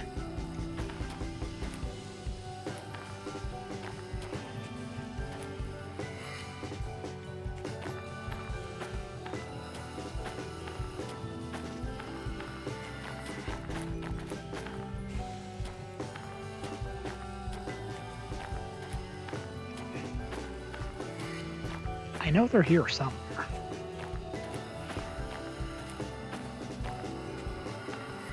Oh, right here. 2 red and 2 white. Okay, those cannot go at the back. These will be right behind the, It's like they'll be right behind the, big one, or where's 87? Yeah, it'll be right behind these. Or right in front of these.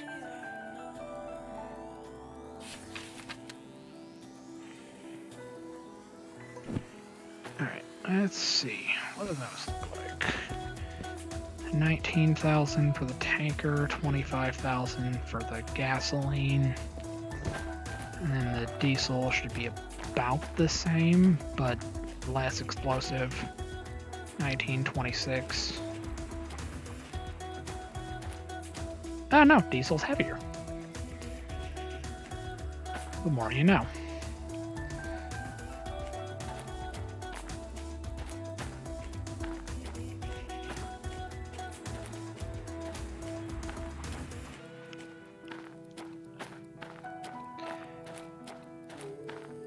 Alright, so 19 and 26. That would be 45,000 kilograms.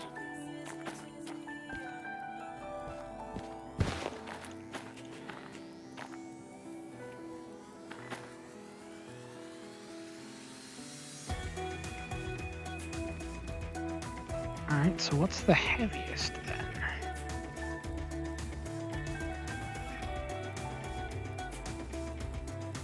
I guess it would be these, so get backed up to these first.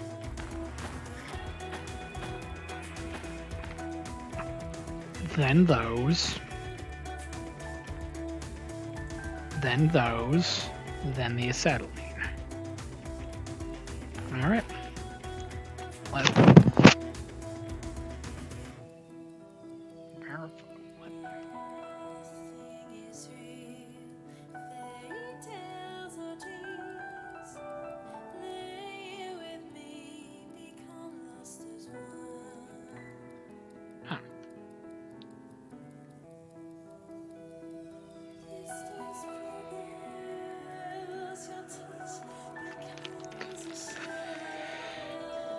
Alright.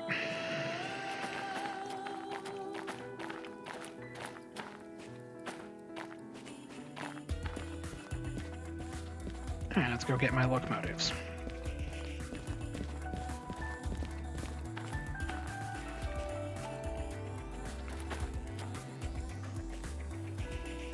Alright.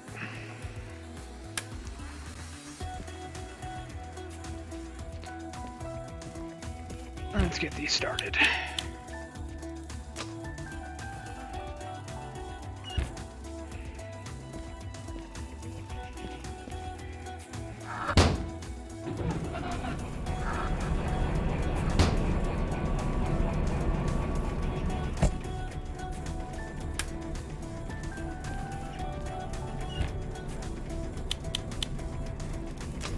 Alright.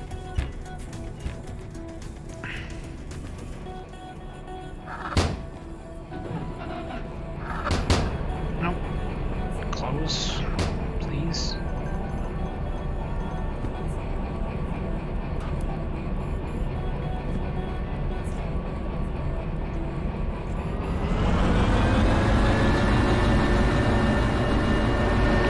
Alright.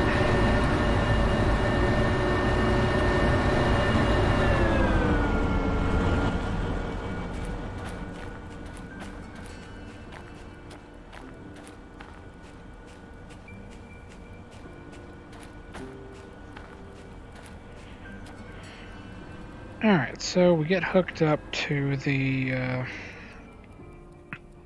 intermodal containers going to City Southwest. Those will be up front. then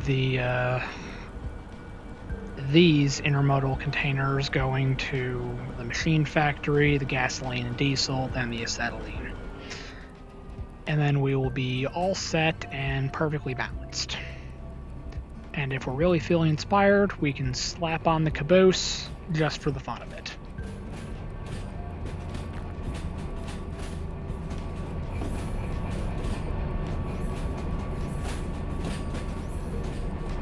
Which I might do that anyway, because this is going to be a long one.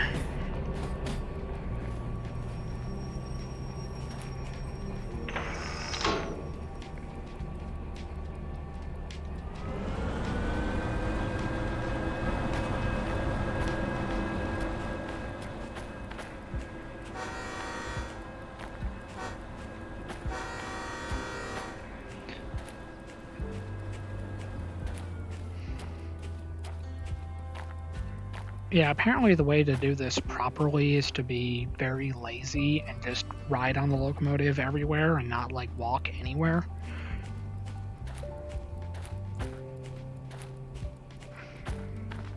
But then what would I use the remote for?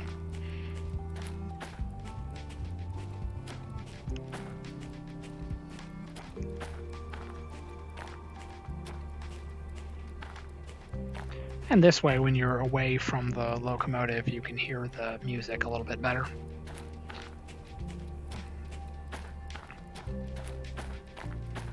Or at least I can.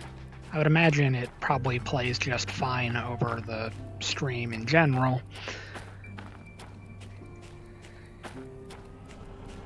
But this way, at least I can hear it too.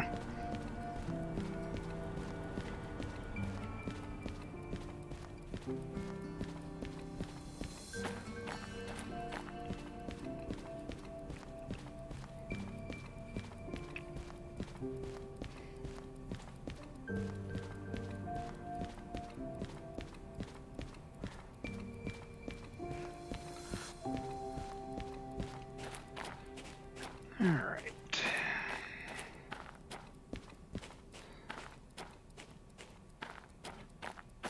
So we gotta go right here.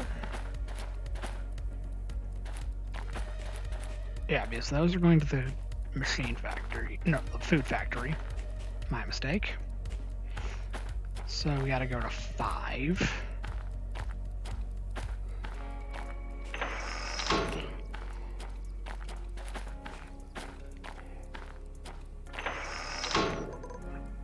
Okay, this 87 is right here. Yep. 5.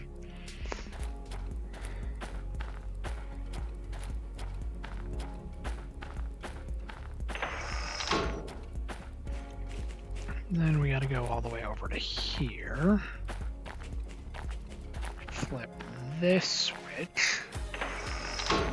Then flip that switch.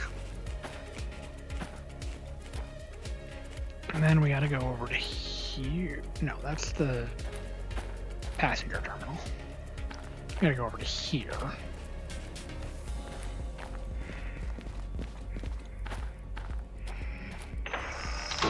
Flip this switch. And... oh, nope, it's over here. That's the loading track outbound. So we gotta flip this and go right. Now let's go find out where my train is. It's generally not a good idea to just leave the train to its own devices.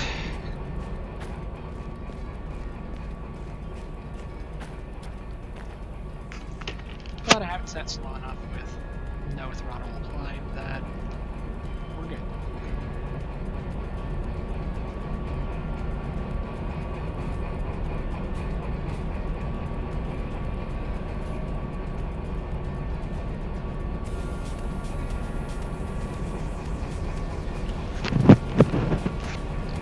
And it hit the invisible wall.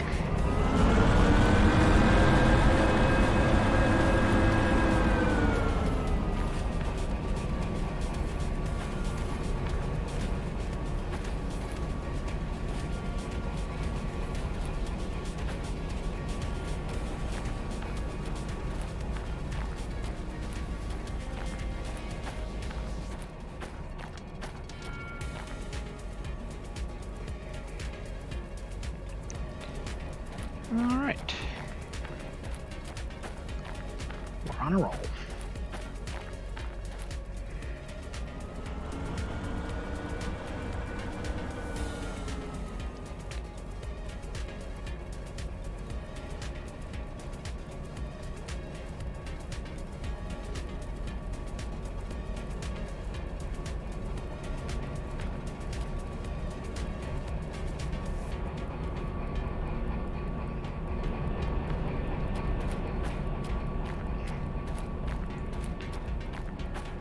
Let's give it a couple of seconds before we apply the independent.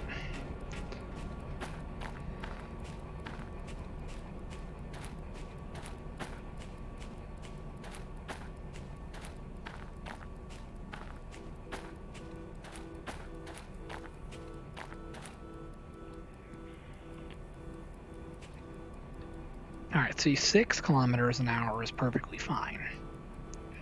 We can bump into them at that speed.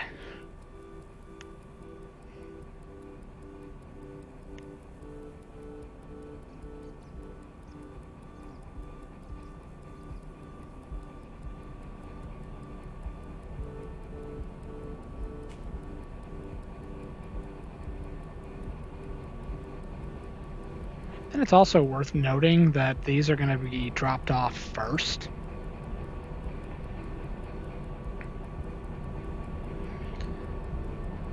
So we'll have to dump the rest of the train off on the bridge just outside of City Southwest and go from there.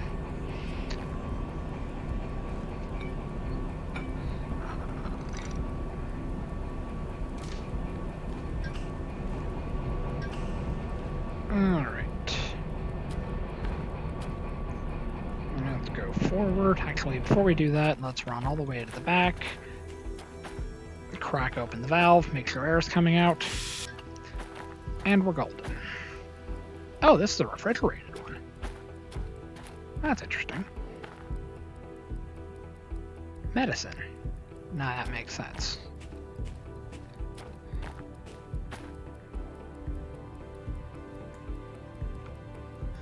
And medicine is heavy, apparently.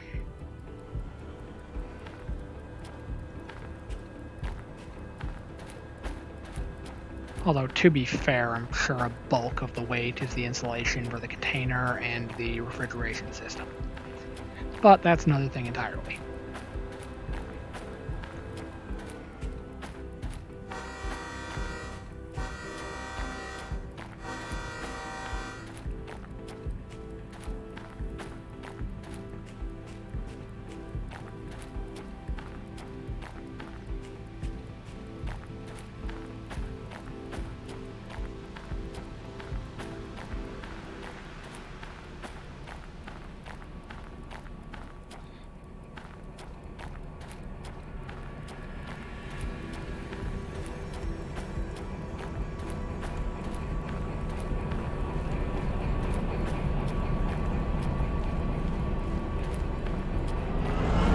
So now we gotta get all of these past the leading switch, so we can get backed up to the tool containers.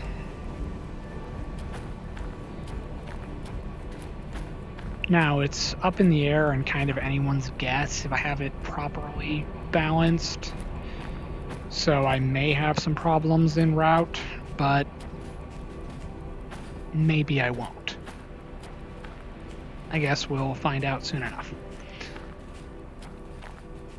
Although realistically, I'm going to get these hooked up, and that's probably where I'll stop for the day.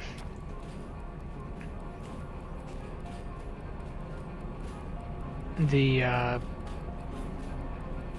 creator tips on Twitch suggested doing it for at least 2 hours. So I figure that's probably the new thing, or that's probably the better way to do it. Because normally I would just aim for like an hour and a half to 2 hours. But then the advice section was saying don't do it that way. Instead of aiming, instead of stopping at 2 hours, you need to do 2 hours minimum in order to actually get like viewers. So it's kind of weird. So I'm gonna try to see if that helps.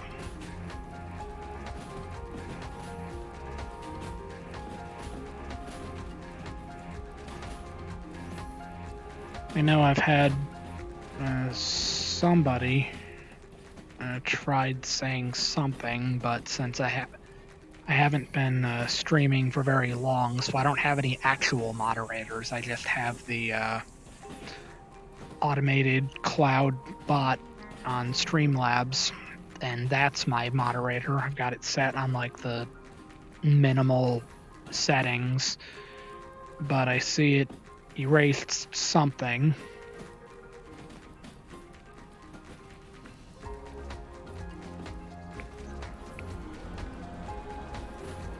Sometimes the bot's a little sensitive, and I kind of have to try and fine-tune it a little bit. But I tried keeping messages fairly short so that it's easier to read.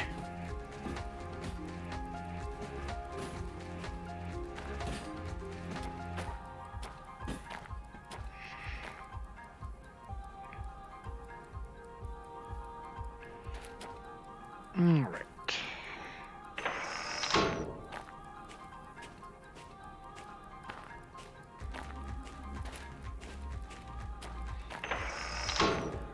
I don't know if in my channel dashboard I can see what message was deleted.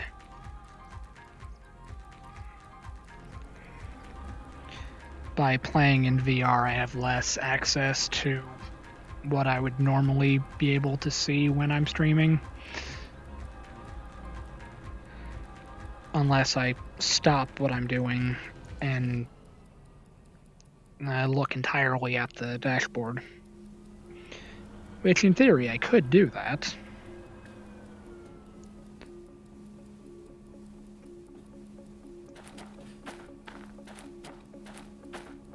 But then I would put a pause in my otherwise compelling gameplay of switching cars to the harbor to pad my runtime.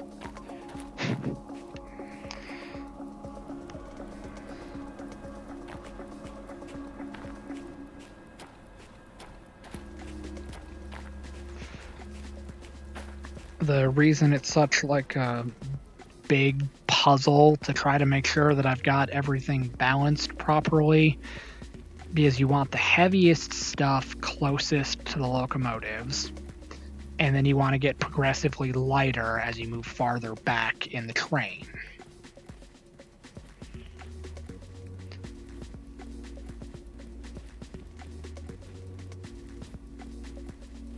So you don't cause the train to just like roll or derail like in the middle of it. Stuff like that. So I try to put more thought into how I position my loads now. To try to like plan it out and get like a feel for how I'll have it all situated.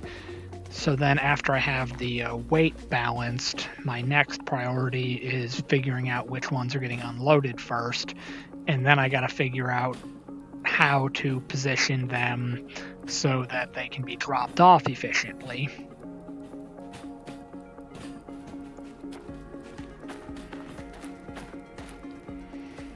For all I know, the game's not even that detailed about weight distribution, and I'm doing this all for nothing.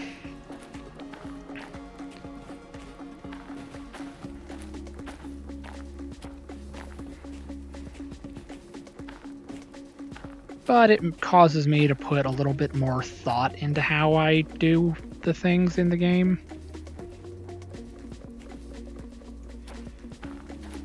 So it makes it a little bit more interesting and just more fun, even though I kind of do everything like slow and methodically. I like the aspect of building mixed trains, trying to get everything organized how it needs to be to get out of here and get on the rails in a safe and efficient way. Well, as I said earlier in the stream, efficiency kind of means something a little bit different for me because I'm doing everything slow, but I try to minimize mistakes.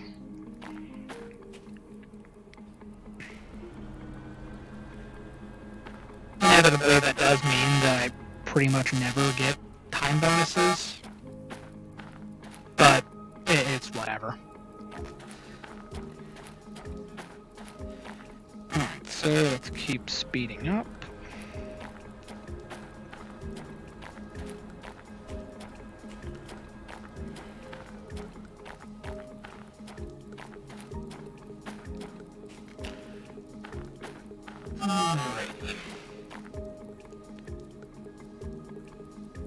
And then I need to go all the way over to the acetylene cars and drop my caboose over there because I might as well bring it along for the ride while we're out.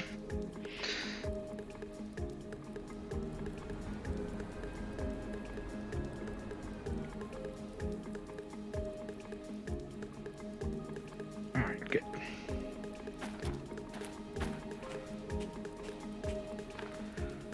It's only tools, but this is medicine. They're not particularly volatile, but they're sensitive and you don't want to break them.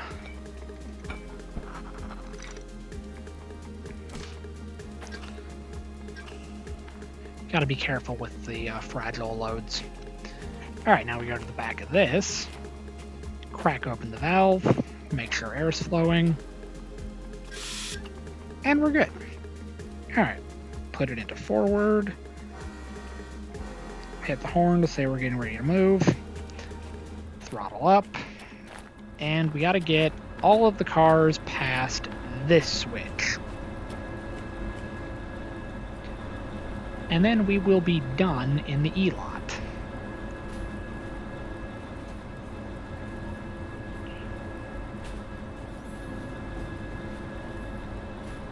And this is going to be a big train. Comparatively speaking. It'll be big by Derail Valley standards, but kind of small by real standards, if that makes sense. And I guess I gotta relocate myself so that I'm in the sun again so I can keep charging my remote.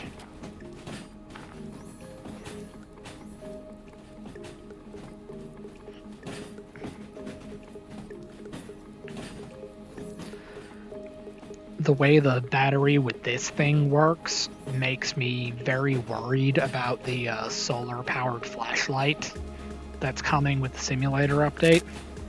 Now, they've said repeatedly that all of the yards are well lit, so you won't need the flashlight here, so you'll rarely ever use the flashlight to begin with, but it just seems like it won't last long until you need to recharge it. But then the counterpoint to that is, instead of the flashlight, use the lantern.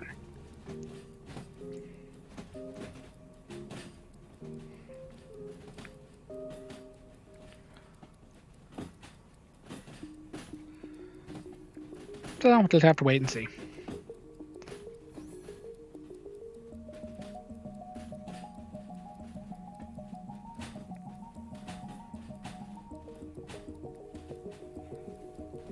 Alright.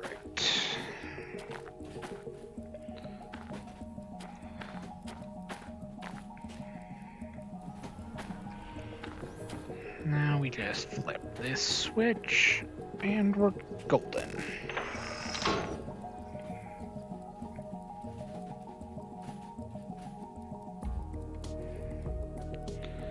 Alright, knock that off. Kick off the independent. And let's go pick up some gasoline.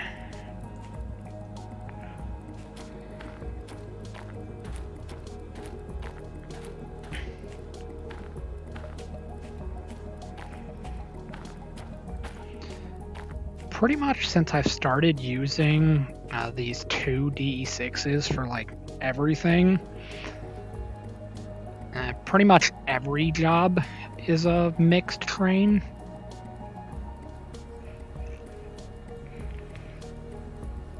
In fact, I might run over and check out the military base and see if there's anything going to the machine factory. There might be, there might not be. It's anyone's guess, really.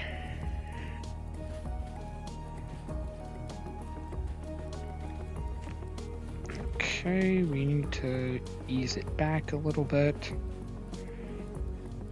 Down to 6. It'll slow down a little bit farther than that, but 6 should be good to bump into these, and it shouldn't cause any real problems for me.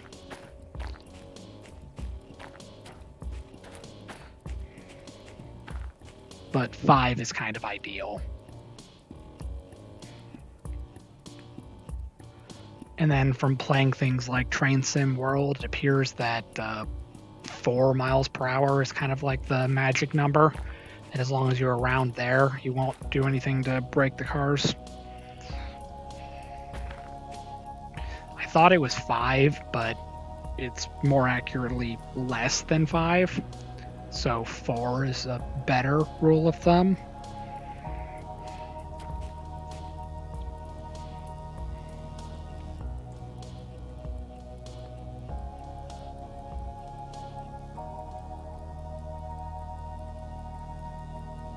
And then this is even slower still, because this is in kilometers per hour. So 5 kilometers per hour is like 3.2 miles per hour, or something to that effect.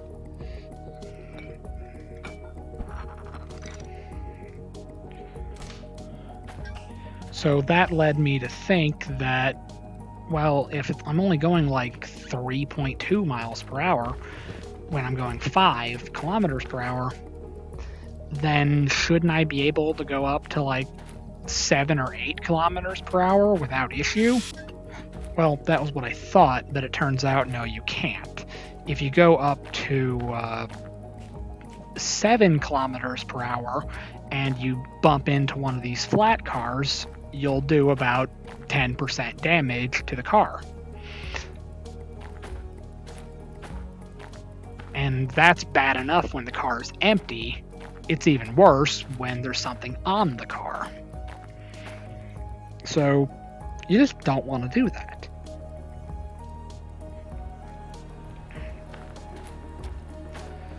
Alright, now we have everything we need out of the E-lot. So now the only thing left is the acetylene, and the acetylene is, by all possible metrics, the lightest thing we're carrying on this trip.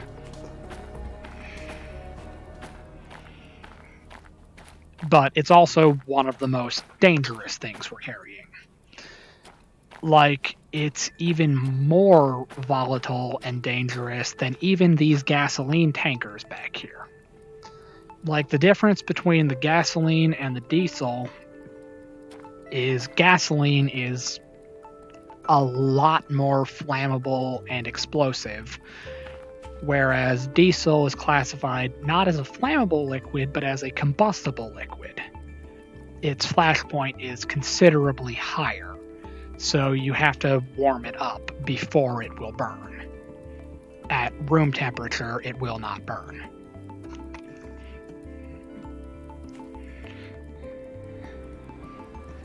Whereas gasoline, it'll burn as long as you're not at like the North Pole in the middle of winter. Because gasoline produces vapors as low as like negative 60 something degrees Fahrenheit.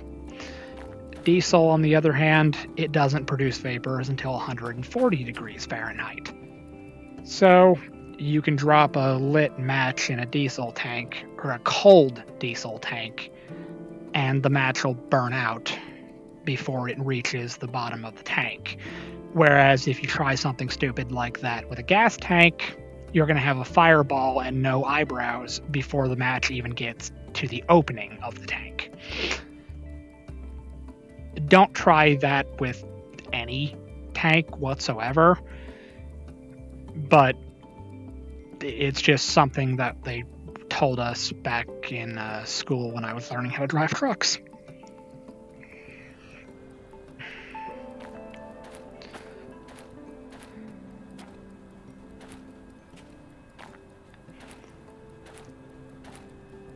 But it's also worth noting that, like, when you refuel a truck, for example, I would imagine it's probably the same for refueling a locomotive too.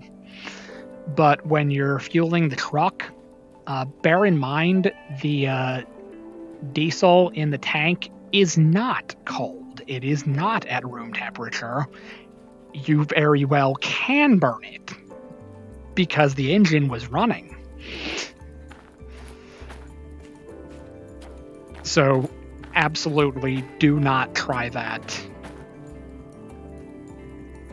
in real life. Just stick to doing stupid things like that in video games where it's safe and you're not going to blow something up.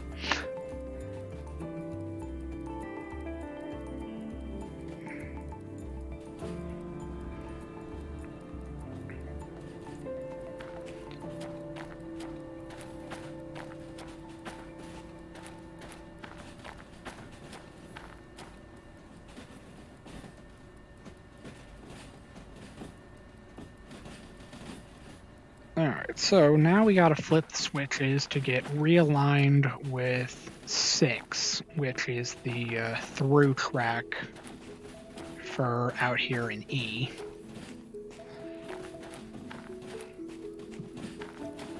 And then we gotta drive past the switch for D and G, so we can get out to D to pick up the acetylene tanks.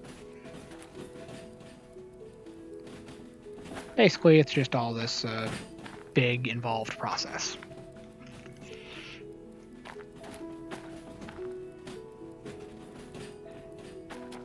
I think there are some logistics cars or some empties going up to the machine factory, but that black plume up there is where my locomotives are.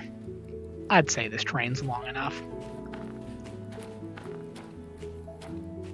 But that's just me.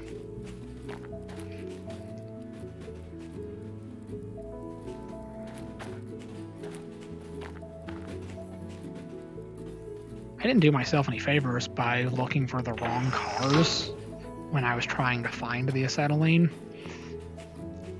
I didn't pay enough attention to what it looked like on the cover. I thought it was one of, like, those intermodal tanks. But when does the game ever ship acetylene in tanks? They're in, like, little portable gas cylinders inside of an intermodal dry container. Stored vertically, of course. Because you have to keep the liquid in the butane grid. Otherwise, it becomes unstable fast. And it'll just, like, randomly blow up in the cylinder. Acetylene's crazy.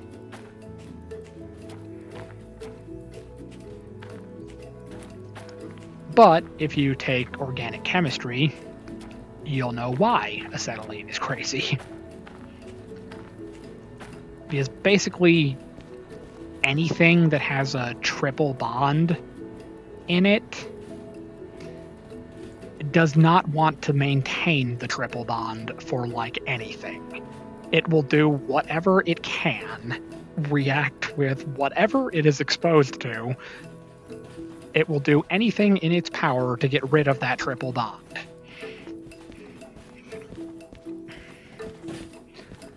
And acetylene is one such compound that has triple bonded carbon.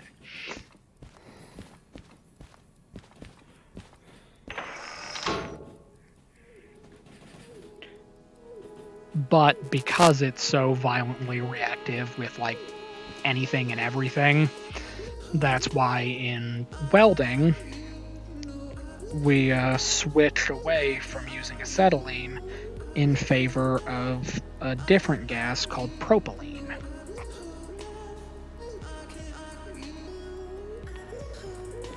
It's a little bit more stable, and it doesn't have to have a liquid saturated honeycomb inside of the cylinder to keep it from blowing up.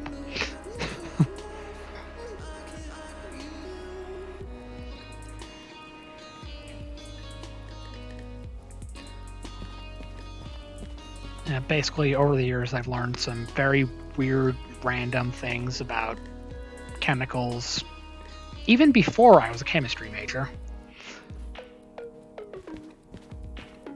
But that was back when I was learning about specifically industrial chemicals.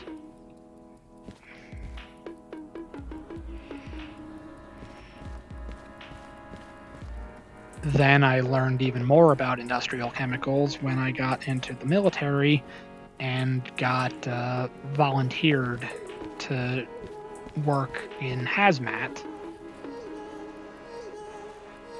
It's worth noting that originally I was voluntold to do it, but then as a couple months went by, I actually voluntarily, got more certifications, more training, and then hazmat basically became my second job. Then after I got back from my deployment, I actually got a secondary MOS, specifically for hazmat. And that was also when I took hazardous waste operations and emergency response. Got to put on a, let's say, damaged Class A suit. The video is still on my YouTube channel, but another thing entirely. And somehow it's still one of my most popular videos, even though people hate it, for whatever reason. And then I started learning about, or I started getting introduced to more environmental health aspects and things like toxicology, lethal doses, all that fun stuff.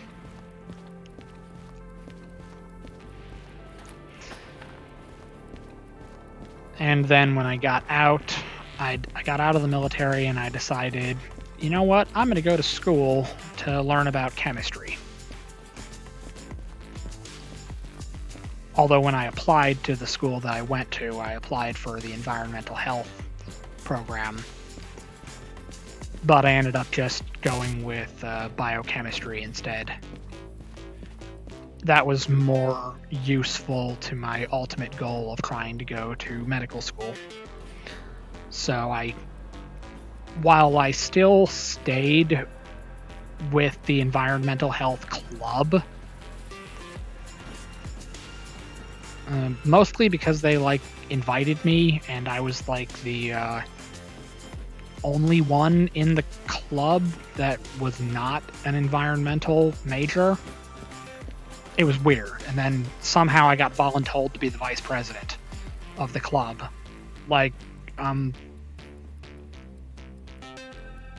Don't you want somebody actually from this field to run the club?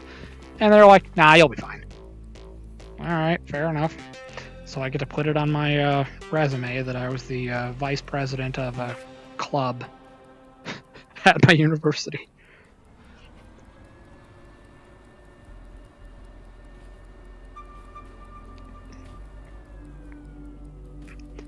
And then the theory was that I would be the vice president for one semester, and then when the president graduates, I'll become the president the next semester. But that was around the same time of the pandemic, so we kind of stopped doing too many club meetings. So towards the end, I wasn't a particularly useful vice president.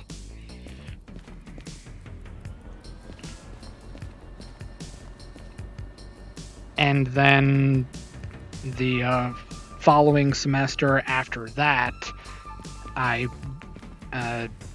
withdrew from my classes to learn how to drive trucks instead.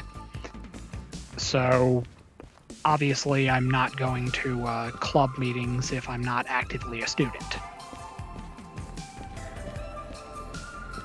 So that was my very short tenure as the vice president of the Student National Environmental Health Association. It was very short-lived, but it was certainly unique. Let's go with that.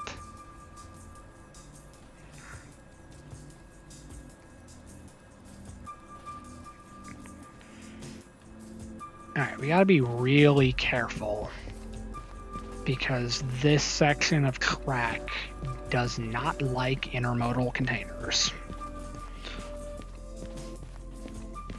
We're going slow, but I really don't want to risk it. Especially not since I'm shoving with my flammable cars.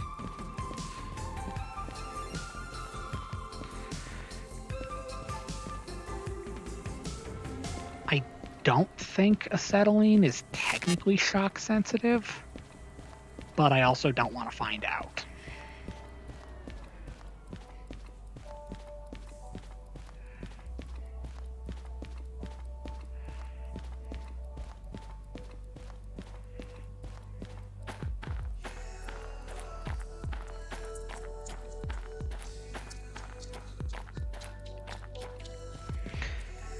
And what I mean by shock sensitive, there are a couple of things, like, say, for instance, concentrated nitroglycerin, that if it takes any kind of like an impact, it'll just detonate in place. Which is why shipping nitroglycerin above like 0.02% concentrated is forbidden.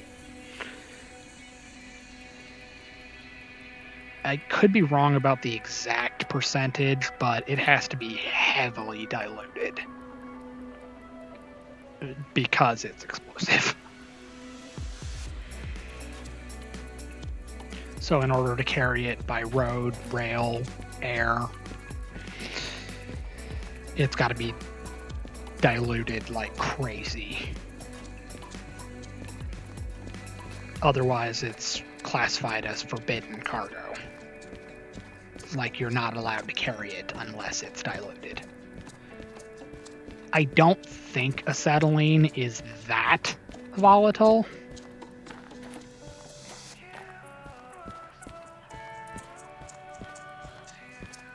But it's not exactly the most safe or stable of compounds to play with.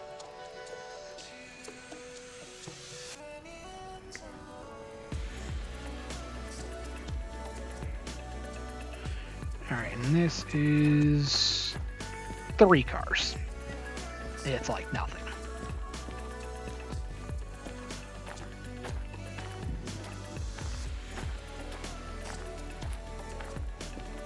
Although what would be really interesting is if I do, in fact, go check out the military base to see if there's anything going up to the machine factory specifically.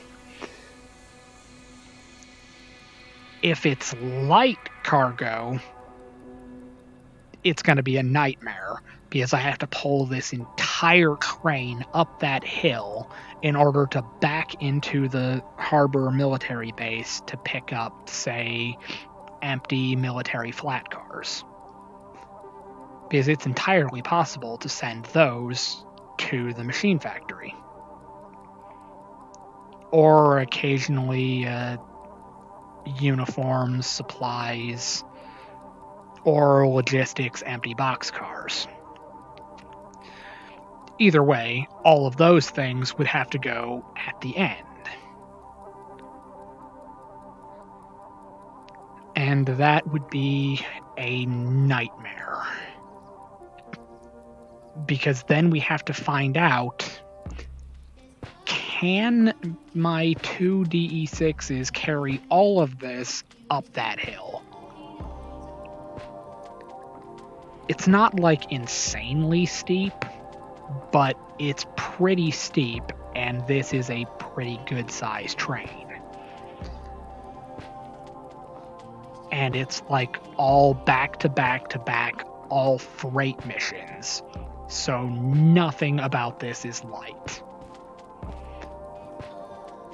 These are as light as it gets. And this is still 30,000 kilograms. So 15 metric tons per car.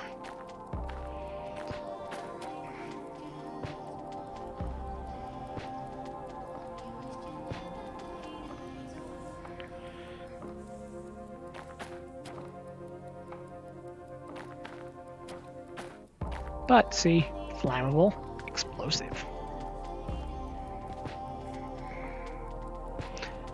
It doesn't tell you that all you've got to do to set it off is just lay the cylinder on its side and just wait a couple of hours. Definitely don't do that. That literally caused a warehouse somewhere out in the Midwest to just, like, not even kidding, just like randomly detonate in the middle of the night.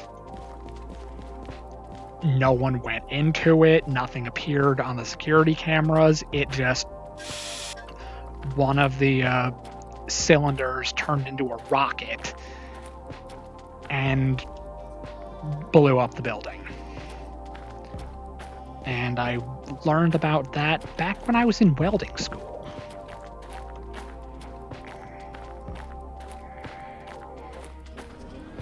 Oh, wait, no. Stop. I forgot about the least important part. Oh.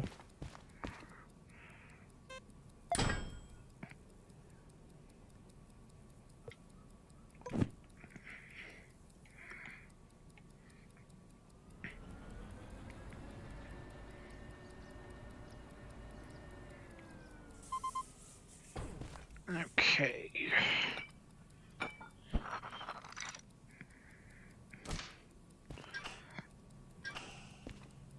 Okay, now we have the caboose. We don't need the caboose, but we're bringing it anyway. Come back here. All right, air's good. All right, now let's get this whole monstrosity out in front of the roundhouse.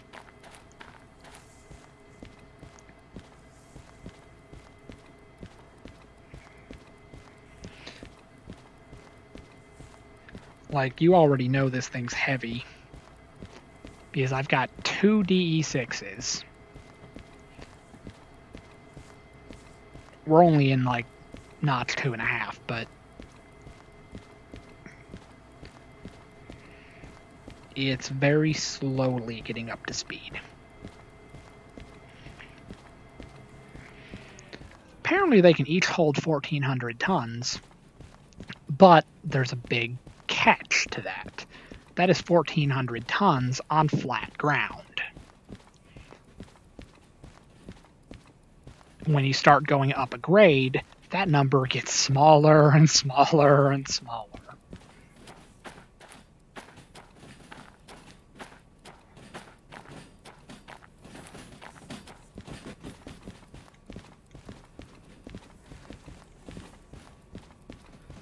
Alright, now we have this switch right here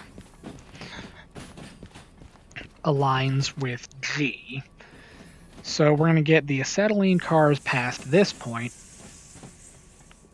and then flip this switch so that it's back aligned with the G track. And then once the entire train gets past that switch up there, we're going to keep it aligned with the E track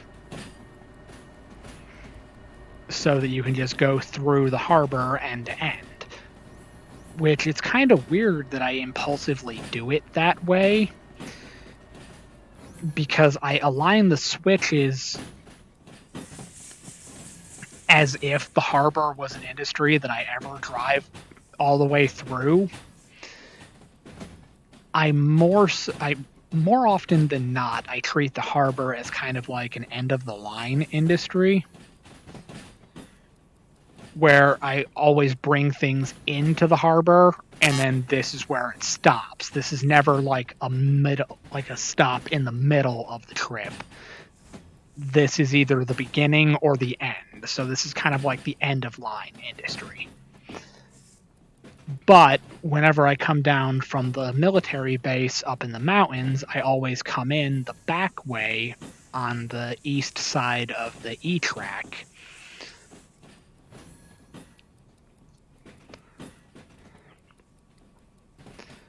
But for literally every other possible application, I always come in the west entrance in front of the military base. And that just seems to be the way to do it.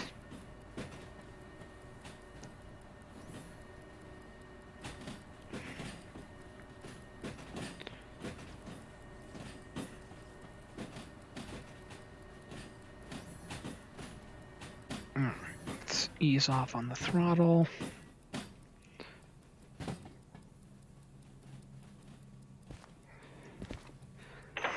I've only ever actually seen one caboose in real life, and it was like one of our like managers had like a side project where we were restoring it for like a museum or something, but we had a caboose come into the factory.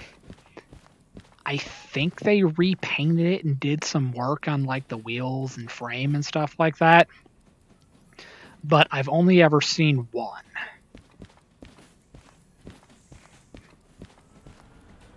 And it was kind of cool, but I wasn't one of the people that got to work on it. I was just walking either in or out of the factory, and I seen it sitting there on one of our service tracks. And it was just cool because at the time, I didn't think there were any that were still in use. But apparently, it turns out there are a couple that are still in use, but they're not used often.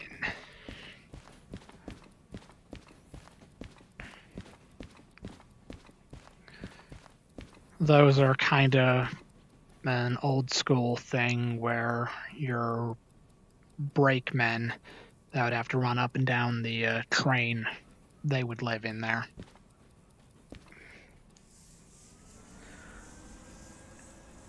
And now, for pretty much all freight applications, you have an engineer and a conductor, and that's the entire crew.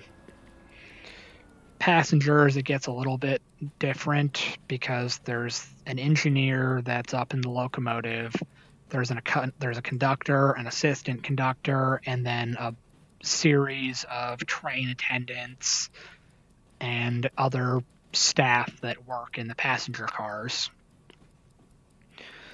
So it's a little bit different. But for the most part, there's no need for a caboose anymore. They're just something cool that you might see tacked on to like a heritage railway. Something like old school. I don't think there are any left in freight use anymore.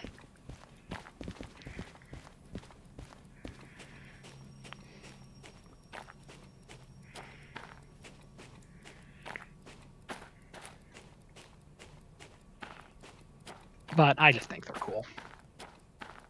That's why I made not one, but two cabooses in Stormworks, even though trains are like the worst possible thing to use in Stormworks because they are horribly inefficient and the game doesn't like trailers or train cars very much. It's just something weird about how it handles multiple interconnected vehicles. But it doesn't like trains, and they're really, really hard and impractical to use.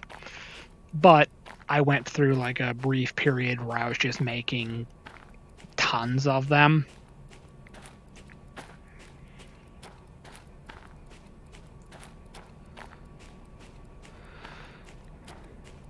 Alright, well, there are my locomotives. I might have enough space to get a running start at the hill. It's not so bad right there, but there's kind of like that horseshoe that goes out. Let's grab the map. This first part is not too bad. It's like 1.6%, but this north corner section, it goes up to like 2.3% or something crazy like that. And if you're carrying something heavy, you absolutely want a running start up it. Otherwise, you're going to have a bad time. Alright, so let's quickly go over here and see if we got anything going to the machine factory. Military base.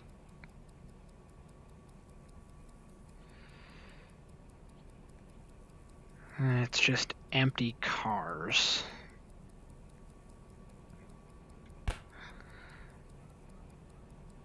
It's not bad. I just don't think it's worth it right now. Alright, well, it's going on 3 hours now, so let me just kill my locomotives real quick. We've used some fuel, but not too much.